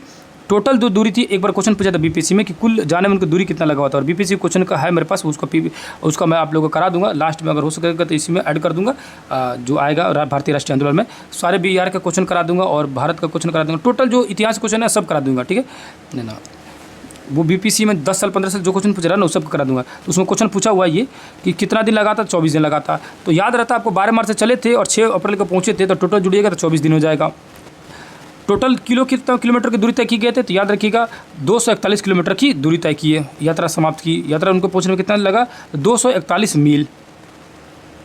78 अपने कार्यकर्ताओं के साथ गए थे। ये भी क्वेश्चन पूछा हुआ है, ये भी सब क्वेश्चन पूछा हुआ है इसमें से, बहुत इंपॉर्टेंट। इसलिए देखिए डेट बाई डेट लिखा हुआ है। और वो जो असल नमक पर जो टैक्स था ना, वो 3 दिन के उनके मजदूरी के बराबर था। जैसे मान के चलिए इसमें दिहाड़ी कितना है? 300-400 है, ठीक है। तो 3 दिन का मतलब हो गया 1200 रुपये मान के चलिए नमक मिलता था। बताइए कितना भयानक नमक था ना, कितना रेट। लोग नमक नहीं खाएगा है ना। आगे जी, गांधी जी को 5 मई 1930 ईस्वी को क्या किया गया? बंदी बना लिया गया है ना, जिसके कारण पूरा विद्रोह शुरू हो गया। पूरे लोग हल्ला कर दिए। अब बिहार में होता है आंदोलन शुरू है ना, बिहार में आंदोलन शुरू होता है। अब यहाँ से जानना जरूरी है कि बिहार में नमक आंदोलन जो हो रहा था वो कौन कौन कर रहा था, जो कि क्वेश्चन पूछा हुआ था। यही क्वेश्चन पूछा हुआ था, इसी में से आ गया ये। अब यहाँ देखिए तो बिहार में तो कोई समुद्र है नहीं, तो समुद्र नहीं है तो क्या किया गया? सोडा से नमक बनाया गया, यानी सोडा का किया गया, सोडा से इसका उत्पादन किया गया, नमक बनाया गया। तो देखेंगे तो राजेंद्र प्रसाद जो थे बिहार में सोडा से नमक बनाने के लिए क्या किए, और मतलब परमिशन लिए गांधी जी से कि हम भी नमक कानून यहाँ से आंदोलन शुरू करना चाहते हैं। तो सोडा से नमक कौन बनाया? बिहार में राजेंद्र बाबू शुरू किए थे, ठीक है। उसका अतिरिक्त चौकीदारी टैक्स भी उन्होंने देना बंद कर दिया। उन्होंने कहा कि बिहार में क्या किया जाए, और चौकीदारी कर भी बंद कर दिया जाए, क्योंकि चौकीदारी नहीं दिया जाएगा ना। चौकीदारी टैक्स नहीं देते थे लोग ना। एक्चुअली क्या था ना, अंग्रेज बोले थे कि चौकीदारी टैक्स लेते थे। चौकीदारी करने का बोलते थे कि आपके घर की रखवाली करेंगे, पैसा दीजिए। और पैसा नहीं दीजिएगा ना, जो पैसा नहीं देता था ओकर घर में चोरी करा देते थे खुदे, यानी खुदे चोर खुदे रखवार।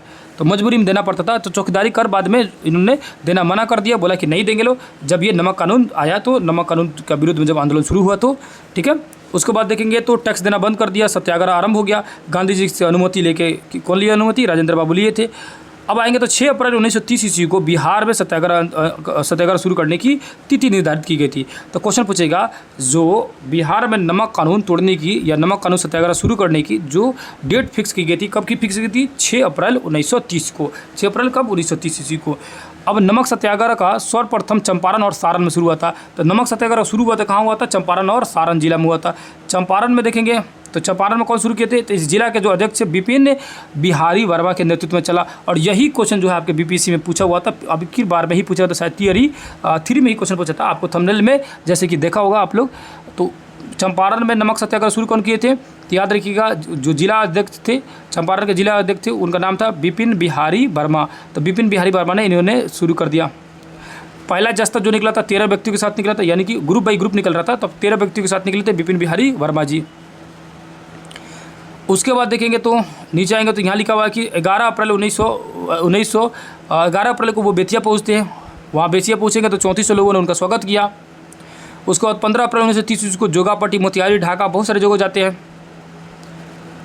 यहाँ देखेंगे तो चौकीदारी नहीं चुकाने में सबसे आगे निकल गया कौन? बिहार। मतलब बिहार ऐसे भी टैक्स वगैरह के मामले में सबसे आगे निकल जाता है। और बिहार में भी कौन सा? तो भैया चंपारण। तो बिहार की बात हो रही है तो बिहार में कौन सी? चंपारण निकल गया। आदापुर जो है, ये आदापुर जो जगह है ये रक्सौल के आसपास में है ना, तो सीतामढ़ी रक्सौल के बीच में है आदापुर। तो वहाँ पर जो था वो एक आदापुर में सत्याग्रह आश्रम की जो सत्याग्रह आश्रम को प्रशासन अपने कब्जे में ले लिया। यानी कि आदापुर में जो आश्रम था सत्याग्रह आश्रम, उसको कौन किया? वहाँ का प्रशासन ने उसको कब्जे में ले लिया। ठीक है। सारण में देखेंगे तो सारण में जो था 3 ग्रुप गया था। एक तो बरेजा, गोरिया कोठी और हाजीपुर नामक कानून भंग करने के लिए चुना गया। तीनों का डेट रखा गया 6 अप्रैल, 7 अप्रैल और 8 अप्रैल को, 6, 7, 8 को है ना। पहला जो जस्ता जाता है ना, तो तीनों जो 3 जत्थे थे अलग अलग है ना, 3 जस्ते में अलग अलग गया पहले क्रम में, पहले का, दूसरा का, तीसरा का। 3 जस्ते जो थे गिरीश तिवारी, चंद्रिका सिंह और भगत मिश्रा के नेतृत्व में था सारण वाला जो था। तो याद रखिएगा सारण वाला जो जस्ता था वो किन के नेतृत्व में था? 3 लोग थे, गिरीश तिवारी, चंद्रिका सिंह और भगत मिश्रा जी। अब आएंगे मुजफ्फरपुर में। मुजफ्फरपुर में देखेंगे तो मुजफ्फरपुर में 7 अप्रैल से रामदयालु सिंह, जनकधारी सिंह, रामानंदन सिंह ये नेतृत्व में सत्याग्रह शुरू कर दिया। तो कब शुरू किया? तो 7 अप्रैल से मुजफ्फरपुर से। तो मुजफ्फरपुर से 7 अप्रैल में रिएक्शन देखने को मिलता है नमक कानून का। और रामानंद सिंह थे, रामदयालु सिंह थे और रामानंद सिंह थे और जनकधारी थे।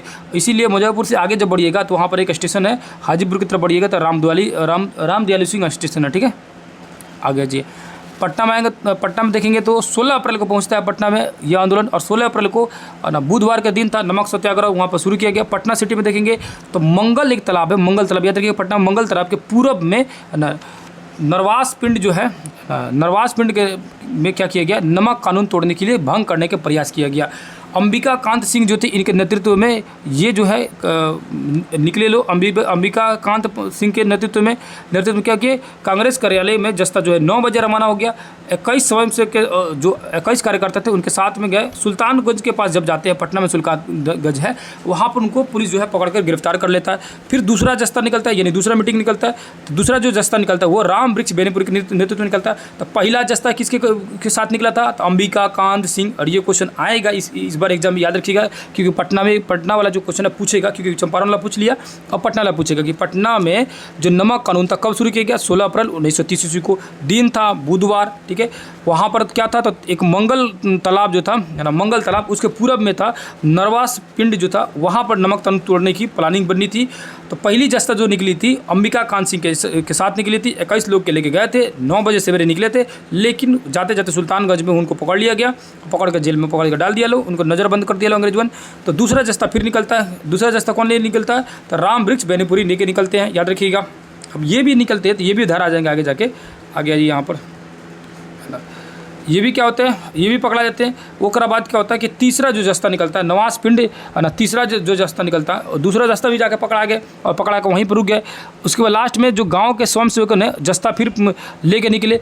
नवास पिंड जो था वो मंगल पांडे तालाब के जो बगल में, मंगल तालाब के बगल में, वहाँ पर नाना गुजते हुए वहाँ पर चल पड़े। और 23 अप्रैल बुधवार को जो जितना भी स्वयंसेवक थे यानी कार्यकर्ता थे, उनकी जस्ता दूसरी नवास पिंड पहुँचकर मतलब फाइनली वो 23 अप्रैल को पहुँची।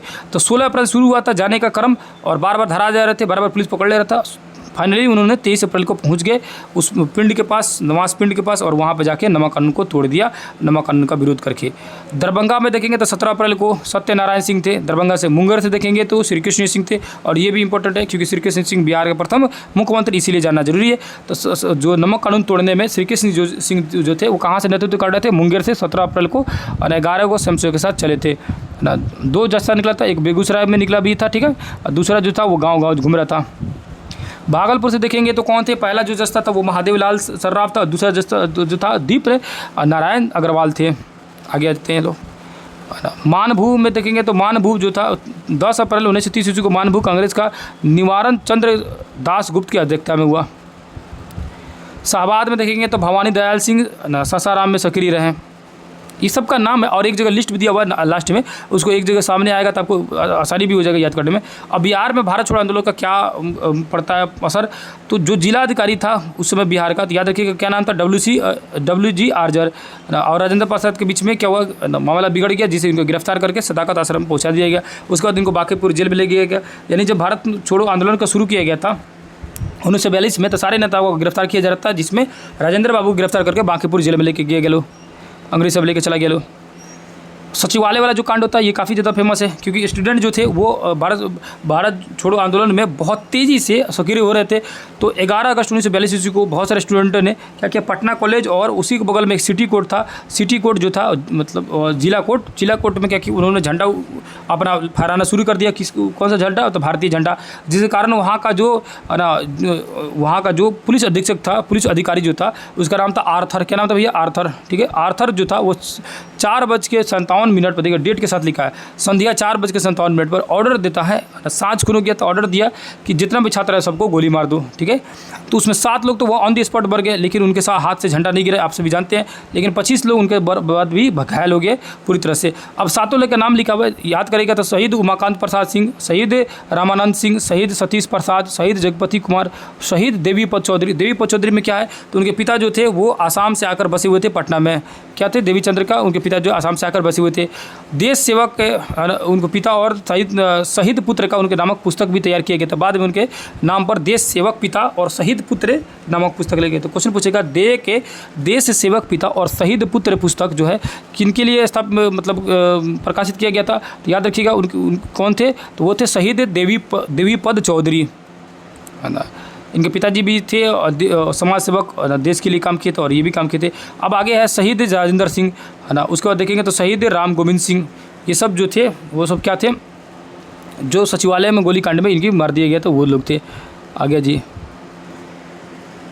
अब जो शहीद राम गोविंद सिंह थे, है ना, वो इनके सब के बारे में अगर चाहेंगे तो पढ़ेंगे। उनके माता पिता के बाद उनकी पत्नी के नाम, बहुत सारे लोगों की इनमें शादी हो गई थी। जो सर्च लाइट और योगी के संपादक थे वो कौन थे, तो मुरली मनोहर प्रसाद थे। तो याद क्वेश्चन पूछेगा कि सर्च लाइट के संपादक कौन थे, मुरली मनोहर प्रसाद, और ये क्वेश्चन जो है पूछा हुआ है, याद रखिएगा। सर्च लाइट के संपादक मुरली मनोहर प्रसाद और योगी के संपादक कौन थे, मुरली मनोहर प्रसाद, दोनों के संपादक मुरली मनोहर प्रसाद, है ना। और ब्रज शंकर वर्मा जी, तो मुरली मनोहर और ब्रज शंकर वर्मा जी थे, ये दोनों थे सर्च लाइट योगी के संपादक। तो योगी और सर्च लाइट जो था 2 तरह की पत्रिकाएं थी, और इसके संपादक कौन थे, मुरली मनोहर प्रसाद जी और ब्रज शंकर शर्मा जी। और ये दोनों को अंग्रेज का गिरफ्तार कर लिए लो। आगे जी, अब आ जाते लो क्वेश्चन में, देखते लो। ये फाइनली हम लोग को समझ आया। अब क्वेश्चन में समझते लो, क्वेश्चन से क्या हो जाएगा, क्लियर हो जाएगा आपका कंसेप्ट। तो क्वेश्चन समझते लो। पहला क्वेश्चन लिखा है, स्वदेशी आंदोलन का प्रणेता कौन था, तो प्रणेता कौन था स्वदेशी आंदोलन का, याद रखिएगा, है ना। सखाराम गणेश देवस्वर था, यही था ना स्वदेशी आंदोलन का प्रणेता, है ना। कौन था, सखाराम गणेश देवस्वर था। आगे चलते लो, दूसरे नंबर क्वेश्चन देखे लो। दशेर कथा, जो देश की कथा थी, किसका लिखा हुआ था, तो दशेर कथा के लेखक कौन थे, और ये क्वेश्चन जो हूबहू इसी तरह एग्जाम में आ सकता है। तो कौन थे, तो याद रखिएगा वही थे जिन्होंने स्वदेशी आंदोलन की मतलब प्रचार कर रहे थे, प्रणेता मतलब प्रचारक जो थे सखाराम गणेश से देवस्वर, और इन्होंने अपना किताब दशेर कथा के द्वारा भारतीय लोगों को बहुत ज़्यादा मतलब मोटिवेट करने की कोशिश किया। 3 नंबर लिखा, औपनिवेशी के अर्थशास्त्र के रहस्य को सर्वप्रथम प्रकट किया, तो किसने किया भैया, याद रखिएगा किसने किया था, वही सेम सखाराम गणेश देवेश्वर थे। 4 नंबर लिखा, क्रांतिकारी संगठन अनुशीलन समिति का एक शाखा पटना में स्थापित किया गया था, तो किसने किया था, तो याद रखिएगा सचिंद्र नाथ सल्यान ने अनुशीलन समिति का एक गठन किया था। 5 में लिखा है, सखाराम गणेश देवेश्वर ने किसमें मरवाड़ी व्यापारियों को स्वदेशी व्यापार से जोड़ने के लिए कार्य करने को कहा, तो किसने कहा था, और तो किसको कहा था उन्होंने, तो उन्होंने कहा था नागरमल मोदी को कहा था, जो मरवाड़ी व्यापारी थे, ठीक है। 6 नंबर क्वेश्चन देखेंगे तो लिखा हुआ है कि स्वदेशी आंदोलन के दौरान बिहार की किस पत्रिका पर प्रतिबंध लगा दिया गया था, तो बहुत सारी पत्रिकाओं पर प्रतिबंध लगाया गया था, चाहे वो पाटलिपुत्रा हो, सतयुग हो, ना स्वराज्य कथा हो, सब पर प्रतिबंध लगा दिया गया था। 7 नंबर देखेंगे तो लिखा हुआ है कि स्वदेशी आंदोलन को प्रोत्साहित करने वाली पुस्तक देश का धन का लेखक था, तो देश का धन का लेखक कौन था भैया, तो कौन था लेखक, राधा मोहन गोकुल थे ये उनका। तो क्वेश्चन पूछेगा, देश का धन जो है किसने लिखा था, तो राधा मोहन गोकुल, किसने लिखा था, तो राधा मोहन गोकुल ने लिखा था। 8 नंबर क्वेश्चन लिखा है कि किस वायसराय के इशारे पर एलन ऑक्टेवियन मतलब एओयूम जो थे भारतीय संघ कांग्रेस की स्थापना की, तो भारतीय राष्ट्रीय कांग्रेस की स्थापना जो हुआ था वो किसके सहयोग से हुआ था, तो उसमें अंग्रेज था डफरिन, याद रखिएगा।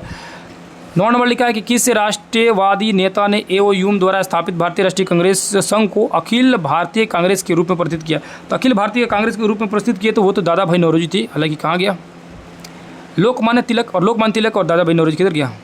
9 नंबर क्वेश्चन ना, लोकमान्य तिलक इसमें दिया तो लोकमान्य तिलक भी हो जाएगा, दादा भाई नौरोजी भी थे, वो दोनों थे, ठीक है। 10 नंबर क्वेश्चन देखेंगे तो लिखा हुआ है कि क्या लिखा हुआ है, किस गर्म दल के नेता ने गिरफ्तारी से जून 1938 में पूरे बिहार में विरोध दिवस मनाया गया था। पूरे बिहार में विरोध दिवस मनाया गया था किनको पकड़ने पर, तो लोकमान्य तिलक पर। इनको बहुत ज़्यादा लोग मानते थे, है ना, लोकमान्य तिलक। लोकमान्य जो तिलक थे यानी बाल गंगाधर तिलक जिनका पूरा नाम है। तो होम रूल लीग की स्थापना कब की थी, तो होम रूल लीग की स्थापना जो किए थे इन्होंने भी किया था और एनी बेसेंट ने भी की थी। इन्होंने किया था 28 अप्रैल 1916 को, 28 अप्रैल 1916 को। राजकुमार शुक्ला जी गांधी जी से मिलने गए थे, है ना। गांधी जी से मिलने की सलाह किसने दिया था, मतलब किसने बोला था गांधी जी से जाकर मिलिए, शुक्ला जी को कौन बोला था, तो गणेश शंकर विद्यार्थी जो बोले थे, ठीक है ना। गांधी जी कब अपने सहयोगियों के साथ मोतिहारी पहुंचे थे, तो अपने सहयोगियों के साथ मोतिहारी जब वो पहुंचे थे तो कब पहुंचे थे, याद रखिए 16 अप्रैल 1917 को।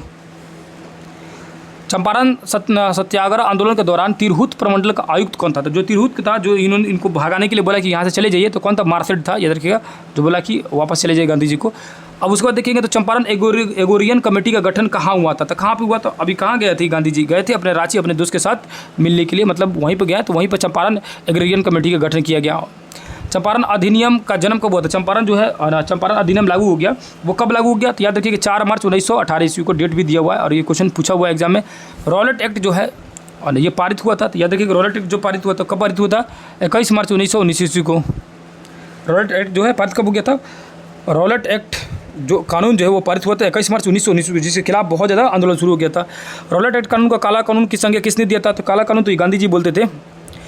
19 नंबर लिखा है, खिलाफत आंदोलन को व्यापक करने के लिए कब संपूर्ण बिहार में हड़ताल दिवस मनाया गया, मतलब खिलाफत आंदोलन के लिए बिहार बंद दिवस मनाया गया था, कब मनाया गया था, तो याद रखिएगा अगर पूछेगा तो 19 मार्च 1920 हो जाएगा।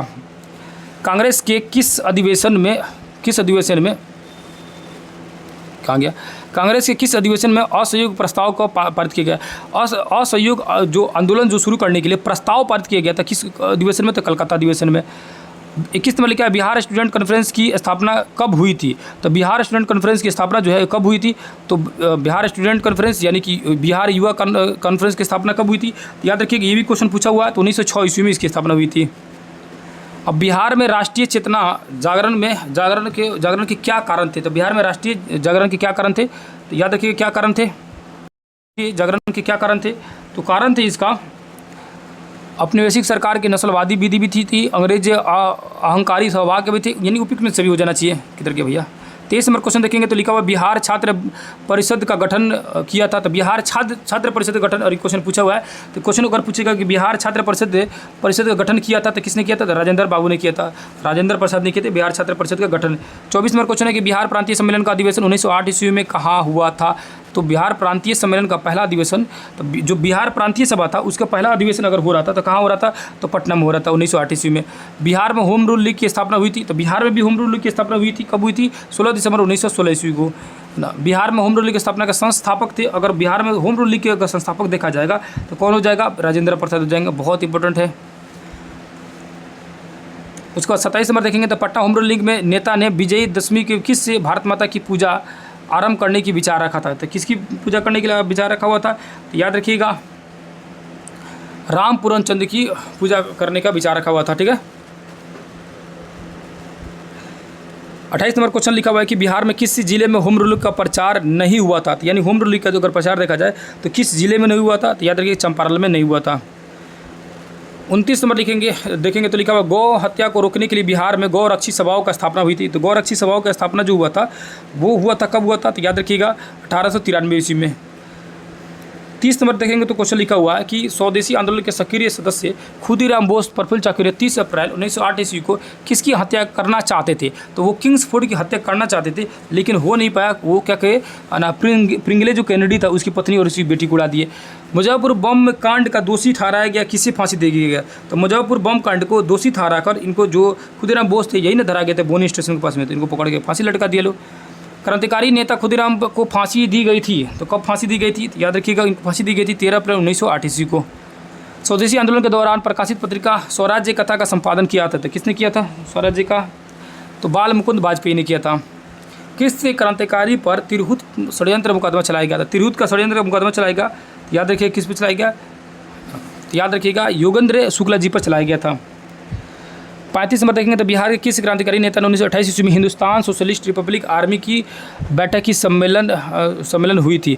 तो बिहार में किस क्रांतिकारी नेता ने 1928 की हिंदुस्तान सोशलिस्ट रिपब्लिक आर्मी की बैठक में सम्मिलित हुए थे? तो कौन सम्मिलित हुए थे? याद रखिएगा सम्मिलित कौन हुआ था? तो फणींद्रनाथ घोष सम्मिलित हुए थे। पटना क्रांतिकारी के नेता कौन थे? तो पटना के अगर क्रांतिकारी के नेता देखा जाएगा तो कौन नेता थे? तो मनीन्द्र नारायण राय थे। और ये सब क्वेश्चन जो है खूब आता है एग्जामों में। बिहार युवक संघ की स्थापना, यही वही युवा संघ की स्थापना जो हुई थी कब हुई थी? और ये भी क्वेश्चन पूछा हुआ है, युवक संघ की स्थापना हुई थी कब हुई थी भैया? तो उसकी स्थापना हुई थी 1928 ईस्वी में। कब हुई थी? 1928 ईस्वी में युवक संघ की स्थापना हुई थी। आगे चलते हैं, लो आगे समझते हैं। लो आधुनिक बिहार के राज्य का, अब आधुनिक बिहार का गठन होना शुरू हो गया। यहाँ देखेंगे तो सारी कहानी जो समझे लो, अभी 1764 में जो लड़ाई हुआ था है ना, वो उसको देखे लो, बक्सर की लड़ाई। उसके बाद से उससे पहले प्लासी लड़ाई हुई थी। बक्सर की लड़ाई के बाद फिर दोबारा हुआ था 1765 ईस्वी में इलाहाबाद में। फिर इलाहाबाद में ही 12 अगस्त 1765 को जो संधि हो गई थी। ठीक है, अब यहाँ पे ये 1885 ईस्वी में शिक्षित बिहारियों ने भावना भर उठी और बिहारियों का है उन्होंने कहा। तो बिहारियों का नारा जो शुरू हुआ कब हुआ? 1885 ईस्वी में। उसके बाद देखेंगे तो जो बैरिस्टर सचिदानंद सिन्हा थे उनके साथियों को मिलकर बिहार में एक अलग राज्य का दर्जा देने के लिए प्रयास करने लगे। महेश नारायण जो थे 1894 ईस्वी में एक किताब के संपादक थे। कौन सा मतलब संपादक थे ना, किस पत्रिका के संपादन किए थे? तो बिहार टाइम्स के। याद रखिए बिहार टाइम्स की शुरुआत किसने किया था? महेश नारायण ने एक्चुअली। उसके बाद आएंगे 1904 ईस्वी में देखेंगे सचिदानंद सिन्हा जो थे उन्होंने एक लेख लिखा। क्या लिखा? The partition of the lower provinces an alternative provisional Hindustan review की प्रकाशित किया। और ये हिंदुस्तान रिव्यू जो लिखा है ना वर्ड, ये हिंदुस्तान रिव्यू से क्वेश्चन खूब पूछा है कि हिंदुस्तान रिव्यू जो है किसका है? तो सचिदानंद सिन्हा जी का। तो सचिदानंद सिन्हा की जी जो था उन्होंने कौन से प्रकाशित किया? तो हिंदुस्तान रिव्यू। ठीक है, बस इतना, ये पूरा नाम नहीं देता है लेकिन हिंदुस्तान रिव्यू जरूर देता है। अब उसके बाद उन्होंने partition of the Bengal and separation of Bihar की भी बात कही थी। तो क्वेश्चन पूछेगा partition of Bengal and separation of Bihar क्या वकालत कौन कर रहे थे? तो कौन कर रहे थे? सचिदानंद सिन्हा जी कर रहे थे। बिहार प्रादेशिक सम्मेलन का दूसरा जो अधिवेशन होता है 9-10 अप्रैल को 1910 को भागलपुर में सचिदानंद सिन्हा द्वारा किया जाता है। आगे आएंगे, यहाँ देखेंगे तो 22 मार्च 1912 को बिहार एक्चुअली में क्या हो गया कि एक नए प्रांत के रूप में बना जो बंगाल से अलग हो गए और 1 अप्रैल को लागू हो गया 1912 ईस्वी में। तो 22 मार्च को बिहार दिवस मनाया जाता है इसी वजह से, है ना। उसके बाद से उड़ीसा अलग हुआ, है ना, उड़ीसा अलग हुआ 1 अप्रैल 1936 को। फिर उसके बाद से फाइनली जो है झारखंड अलग हो गया 15 नवंबर 2000 को। ठीक है, और पूरी तरह से 15 नवंबर 2000 को झारखंड जब अलग हो गया तब पूरी तरह से जो बिहार जो है, और मतलब झारखंड जो राज्य बना वो 28वां राज्य बना भारत का, और बिहार जो है तब जाके अभी वर्तमान में जो बिहार है वो 15 नवंबर के बाद का 2000 के बाद का है। अब देखते हैं लोग क्वेश्चन आंसर को। पहले नंबर क्वेश्चन देखेंगे तो मुगल बादशाह शाह आलम द्वितीय द्वारा ईस्ट इंडिया कंपनी को कब बंगाल, बिहार और की उड़ीसा की दीवानी जो है दे दिया गया था? कब दे दिया गया था? जब हारा था तब ना, इलाहाबाद की जो संधि हुई थी 12 अगस्त 1765 को। कंपनी सरकार की राजधानी थी, तो कंपनी सरकार का राजधानी देखा जाएगा तो वो कलकत्ता रखा हुआ था। ठीक है, बिहार बाद में ना कलकत्ता से बहुत बाद में लेके आता है ना, ये दिल्ली में स्थानांतरण करता है, शुरू से तो कलकत्ते में था। बिहार में कंपनी सरकार का प्रशासन शुरू होते प्रशासन में कितना वर्चस्व स्थापित हो गया था? तो अगर प्रशासन में देखा जाएगा तो वर्चस्व जो है किनका जो है वर्चस्व स्थापित हो गया था? तो ये जो थे एंग्लो इंडियन जो थे इनका वर्चस्व जो था, और बंगालियों का वर्चस्व जो था वो ज़्यादा हो गया था। बंगालियों का वर्चस्व जो है वो धीरे धीरे क्या हो रहा था? स्थापित हो गया था। बिहार के कंपनी जो थी, जितनी भी कंपनी थी उसमें बंगाली कर्मचारी, वही से पीछे अभी पढ़े लोग बंगाली कर्मचारी जो था वो लोग बाकी लोगों को बंगाली कर्मचारी उसमें काम करते थे। और जितने भी आंदोलन हो रहे थे उस आंदोलन का अलग अलग नाम रख रहे थे, जैसे होल का कोल विद्रोह, ठीक है ना, चुहाड़ विद्रोह, ये सब इन्हीं लोग रखा था ना, बंगाली कर्मचारी। 4 नंबर देखेंगे तो लिखा हुआ बिहार के प्रशासन पर बंगालियों का वर्चस्व हो जाने पर बिहार के किस समाचार पत्र में व्यंग्यात्मक टिप्पणियाँ हुआ करता था? तो व्यंग्यात्मक टिप्पणी होती थी किस पर भैया? याद रखिएगा बिहार टाइम्स पर। किस पर भैया? बिहार टाइम्स पर व्यंग्यात्मक मतलब मजाक उड़ाया जाता था। 5 नंबर देखेंगे तो लिखा हुआ है कि किसके संपादन में बिहार टाइम्स से निकला करता था? तो किसके संपादन से निकलता था बिहार टाइम्स? याद रखिएगा किसके हो जाएगा संपादन? तो महेश नारायण जी के ऊपर आप लोग देखिए। बिहार टाइम्स कब से निकलना शुरू हो गया? तो बिहार टाइम्स जो है निकलना शुरू हुआ था एक्चुअली में देखा जाए तो बहुत पहले से निकल रहा था, 1894 से। ठीक है, कब से निकल रहा था? 1894 से। अगला क्वेश्चन देखेंगे तो बिहार में किस उपराज्यपाल को महेश नारायण ने 1894 में बिहार को बंगाल से अलग करने का ज्ञापन दिया था? तो किसने ज्ञापन दिया था? तो याद रखिएगा चार्ल्स इलियट को दिया था। बिहार को बंगाल से अलग करने के संबंधित लेख the partition of the lower provinces, ये जो किताब हिंदुस्तान रिव्यू लिखा था 1904 ईस्वी में, वो जो किसका था, तो ये सच्चिदानंद सिन्हा जी का था। ठीक है, सच्चिदानंद सिन्हा का। बंगाल का बंटवारा सांप्रदायिक आधार पर किस वायसराय ने 1904 पे किया? तो जो ये मार्लोमेंटो सुधार रहा था ना, तो उसका जो था मार्लोमेंटो सुधार के समय में कर्जन था, जो कि क्या किया था, मार्लोमेंटो के जो सांप्रदायिकता के जनक जो माना जाता मार्लोमेंटो, उसके बाद ये जो कर्जन था ये बंगाल बिहार का क्या किया, विभाजन कर दिया, कर्जा लिया हुआ था इसीलिए। 10 नंबर देखेंगे तो लिखा हुआ है कि सच्चिदानंद जो थे और महेश नारायण जी थे, वो द्वितात्मक लेख के आधार पर बिहार बंगाल से अलग करने के संबंधित पुस्तक का निर्माण किया गया था। तो कौन सा पुस्तक का निर्माण किया गया था, याद रखिएगा। पुस्तक अगर देखा जाएगा तो partition of the Bengal and separation of Bihar का स्थापना किया गया था। बिहार को बंगाल से अलग करने के लिए संबंधित बिहार प्रादेशिक सम्मेलन का दूसरा अधिवेशन भागलपुर में हुआ था, जिससे बिहार को पृथक राज्य दर्जा देने की मांग की गई थी। यह अधिवेशन कब भागलपुर में हुआ था। तो ये जो अधिवेशन हुआ था भागलपुर में कब हुआ था, तो याद रखिएगा 9 से 10 अप्रैल से लेकर 1910 के बीच में हुआ था। 9 से 10 अप्रैल 1910 में।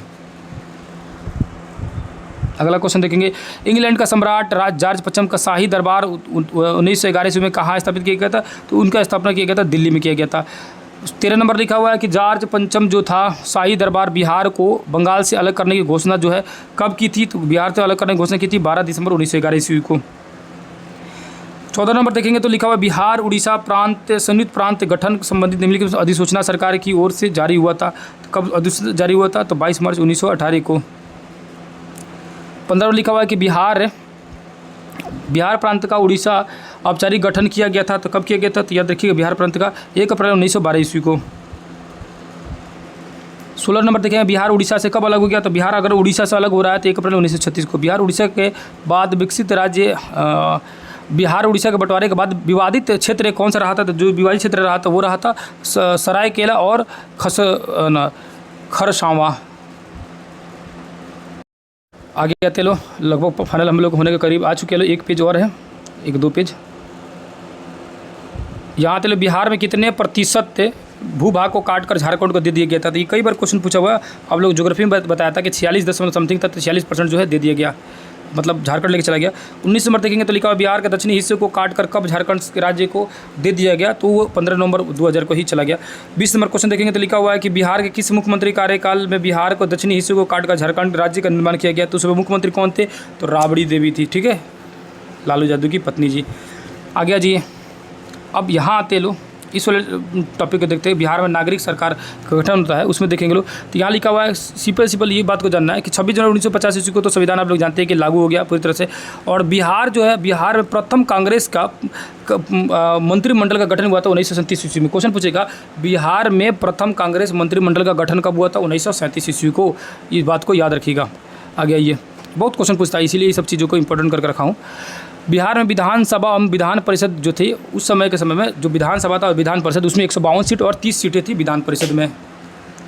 1937 ईस्वी में जो जिन्ना जो है बिहार में है, और जिन्ना जहाँ गया वहाँ पर समझिए हिंदू मुस्लिम को मार कराया।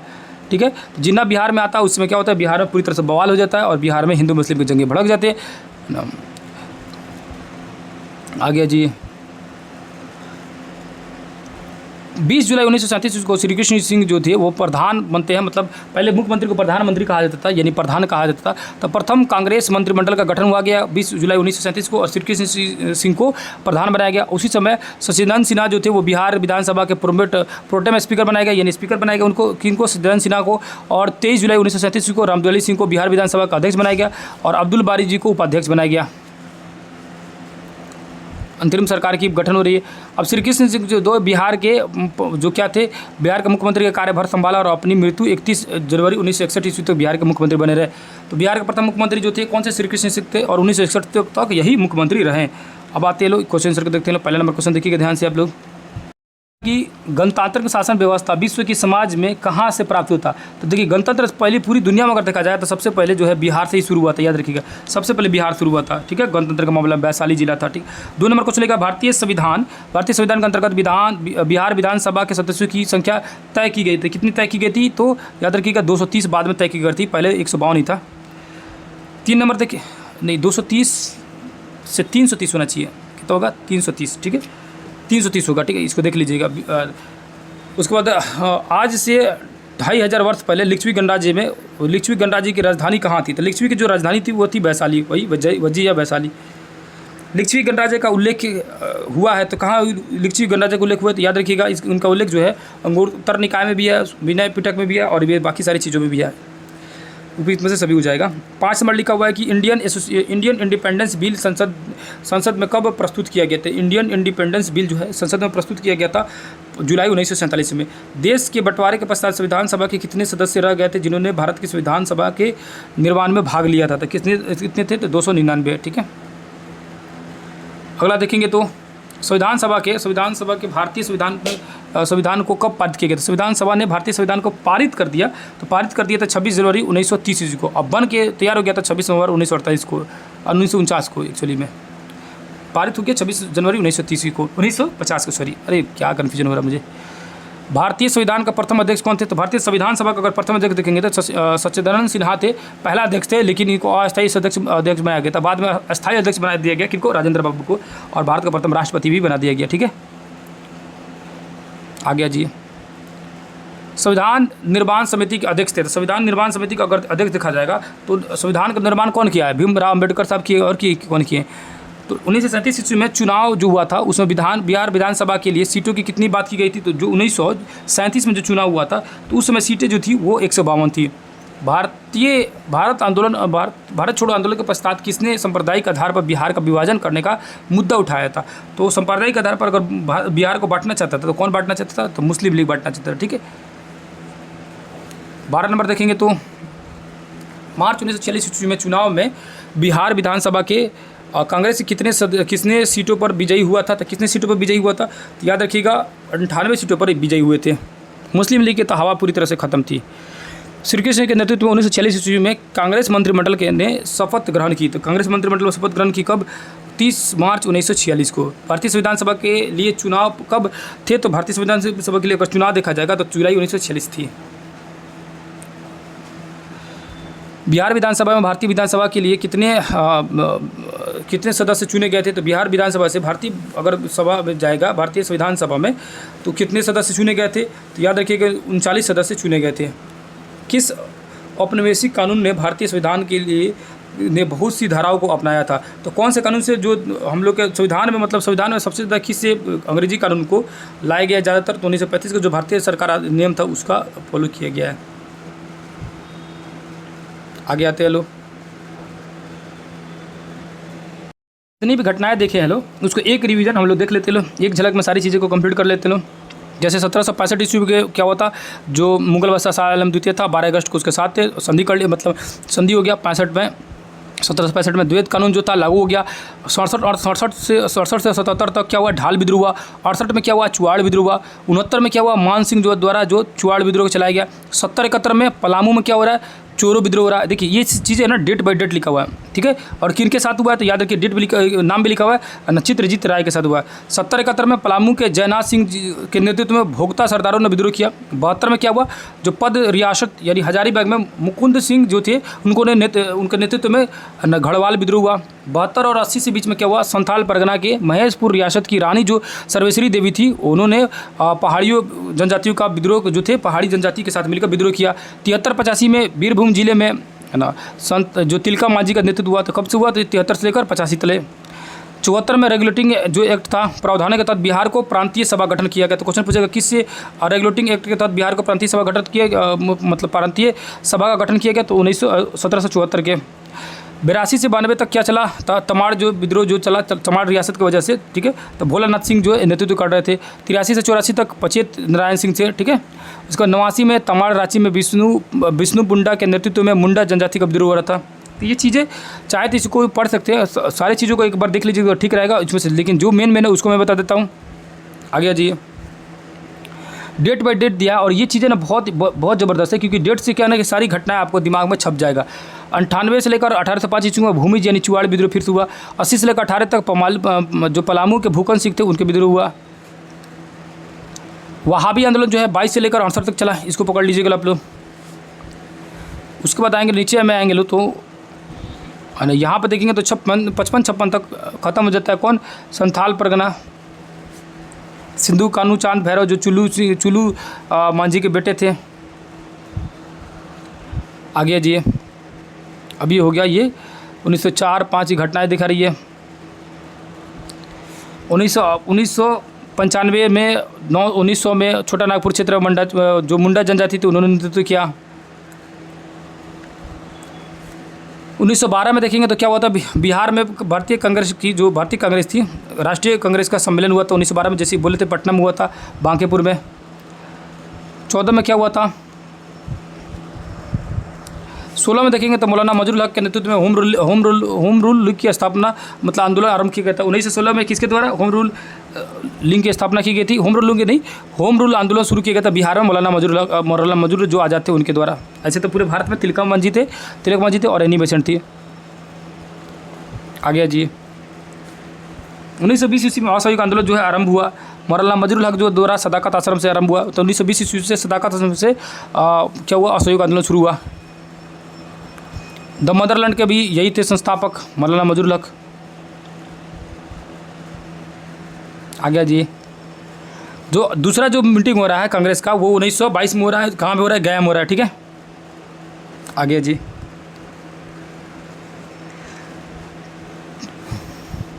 अब यहाँ लिखा है 34 में 7 अप्रैल 1934 को बिहार से व्यक्तिगत सत्याग्रह शुरू हुआ। तो बिहार से व्यक्तिगत सत्याग्रह कब हुआ, 7 अप्रैल 1934 को। राष्ट्रीय कांग्रेस सोशलिस्ट ग्रुप बनाया गया।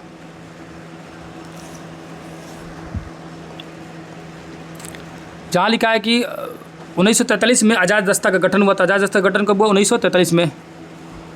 46 में 2 अप्रैल श्री कृष्ण सिंह के नेतृत्व में बिहार मंडल का गठन किया गया। अब यहाँ जो है ना, यहाँ पर ये पूरी कालखंड को, पूरी घटना को लिखा है कि कब कंपनी कौन सी आती है। जैसी कंपनी आई थी 1700, है ना, ये है फाइनली हम लोग का लास्ट पेज। और इसको थोड़ा सा ना 5 मिनट और समय लगेगा, चीज़ें इसको समझा दे रहा हूँ। 66 में जो है कंपनी जो है प्रशासन मंडली में स्थापना शुरू कर दी। 70 में जो था वो कटनी जो है जो कंपनी की जो लगान वैसे जो उसिलती थी, रेवेन्यू काउंसिल ऑफ पटना कहलाई, ठीक है। और 74 में जो था वो रेगुलेटिंग एक्ट का निर्माण किया गया। 83 में जो था बार अकाल से निजात पाने के लिए अनाज के भंडारण हेतु पटना में गोलघर का निर्माण किया गया। तो कब किया गया, 83 में, ठीक है, गोलघर का निर्माण कराया गया। 89 में जो है कृषक विद्रोह हुआ। 90 में जो है कि अंग्रेज ने फौजदारी शासन अपने नियंत्रण में ले लिया। आगे जी, 82, 58 और 63 में वहाबी आंदोलन चला। 1875 ईस्वी में 3 जुलाई में पटना सिटी में कांग्रेस के विरुद्ध शुरू हो गया। आगे जी, 1858 ईस्वी में जो 1858 का जो पूरी महारानी जो है अपने कब्जे में ले लेती है। उसके बाद वायसराय का पद ला लिया गया, गवर्नर का पद हटाकर कैनिंग को भारत का प्रथम वायसराय बनाया गया।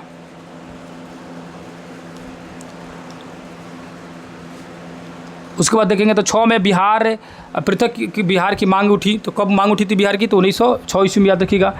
11 में देखेंगे तो 11 दिसंबर बिहार का पृथक प्रांत बनाने की दिल्ली में दरबार की घोषणा हुई। 1912 ईस्वी में 1 अप्रैल बिहार प्रांत के रूप में बन गया। 16 में क्या हुआ, पटना जो उच्च न्यायालय की स्थापना की गई थी। मौलाना मजरूल हक के नेतृत्व में होम रूल का भी स्थापना हुआ था। 17 में जो है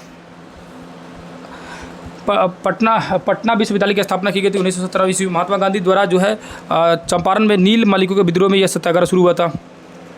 किसान आंदोलन जो है 1919 ईस्वी में। तो 1917 में 2 घटना हो रही है, एक पटना विश्वविद्यालय की स्थापना हो रही है और पटना में जो बिहार में जो चंपारण सत्याग्रह था उसको भी किया गया। 20 में असहयोग आंदोलन शुरू किया गया। 21 में बिहार विद्यापीठ की स्थापना, क्वेश्चन पूछ सकता है, ये बिहार विद्यापीठ की स्थापना कब हुई थी, 1921 में हुई थी। 1923 में स्वराज्य दल का गठन हुआ। 1928 में साइमन कमीशन का बहिष्कार का नारा दिया गया। 1930 ईस्वी में नमक सत्याग्रह लाया गया। 1934 में गांधी जी द्वारा पटना में व्यक्तिगत सत्याग्रह करने का आह्वान किया गया, जिसमें पटना से भारतीय कांग्रेस सोशलिस्ट पार्टी की स्थापना की गई। तो पटना में भारतीय राष्ट्रीय कांग्रेस सोशलिस्ट पार्टी की स्थापना की 15 जून से में भीषण भूकंप। बिहार प्रांतीय किसान सभा के जमींदार उन्मूलन का प्रस्ताव पारित किया गया। 1937 में 20 जुलाई हुई गया। अब आइए 1942 में देखेंगे तो भारत छोड़ो आंदोलन शुरू हुआ। 1940 में देखेंगे तो फॉरवर्ड ब्लॉक का बिहार में शाखा है। तो क्वेश्चन पूछेगा बिहार में फॉरवर्ड ब्लॉक की शाखा कब पहुंची, 1940 ईस्वी में। 47 से 47 से मोहम्मद अली जिन्ना जो है बिहार का दौरा करता है और पूरी तरह से नफरत फैलाता है। 46 में श्री कृष्ण सिंह ने अंतरिम सरकार की स्थापना की। यहाँ तक हो गया हम लोग का फाइनल बिहार का।